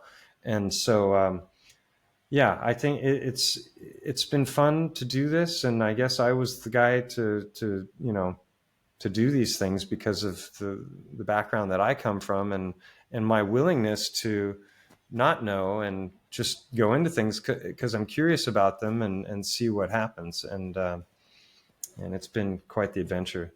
So as far as finding me, my YouTube channel, Stellium7, I'm on BitChute and Rumble and X and Telegram and all kinds of others. I think I sent you all my socials. So I was going to say, you're everywhere. You sent me your links and you are everywhere. So I am, and I'm not like that. I'm not actively like updating any. The only thing I'm really bad about YouTube. I can disappear for months at a time. So I'm definitely not out there just like banging the drum trying to, you know, get people to listen to this stuff over and over again. I get invited on for interviews and I do presentations, but I have my whole chiropractic practice and a life here. And so I do things when I can and when I'm motivated to do them. But and the book, The Hacker Prince, is now out on Amazon in paperback and Kindle format. And it is a hell of a read. It's a lot of fun. And if any of you do buy it and read it, please do reviews, because that's like the number one thing for getting the algorithms in your favor. And I look forward to hopefully maybe coming back again next year to the festival and spending some more time with you guys and everybody else there. It was special experience. That would be epic. Awesome. Get my copy of the book signed, and we'll do one better for you, Mike. We'll do a book review on the podcast, and we'll clip it and we'll post it for you, because I awesome. can't wait to read it, and we'll review your Etsy shop where you're selling your heartstones for millions of dollars. How much for this one? that would be awesome. And I've got on the leaflet page of the book, I've got a wonderful quote from Mark Gober, from Steve Young. I mean, these guys are absolute legends. They've read my book and had nothing but praise for it. And so, like I said, right at this point, it's just quality over quantity when it comes to readership, and hopefully it's just going to kind of have this organic development and become a sleeper hit, because I missed the window for Amazon algorithms. So. Yeah, I think it will spread, especially when you got people like Mark and Steve behind it, who we're also going to have on the show very soon. So I'm glad you gave them a good plug, so the listeners can stay tuned for their episodes coming up very soon. Yeah, you're becoming the Three Musketeers, aren't you? I know. Just globetrotting. It feels that way. And globetrotting. Steve and I, Steve and I crossed paths. Let's see. I can't remember the order now. first in Liverpool last year, then again LFM in Australia, Confluence, I was his tent mate, Liverpool for a second time. I spoke at the Illuminate and Elevate conference in London just a few weeks ago. He was one of the speakers there, along with Mark Devlin and Andy Kaufman. And then Alex threw this amazing party a couple weeks ago that some absolute legends came to, and just an incredible crowd in general. And so he was there and he stayed with me. So we're good buddies now, and I've seen him more than I've seen my own family this year.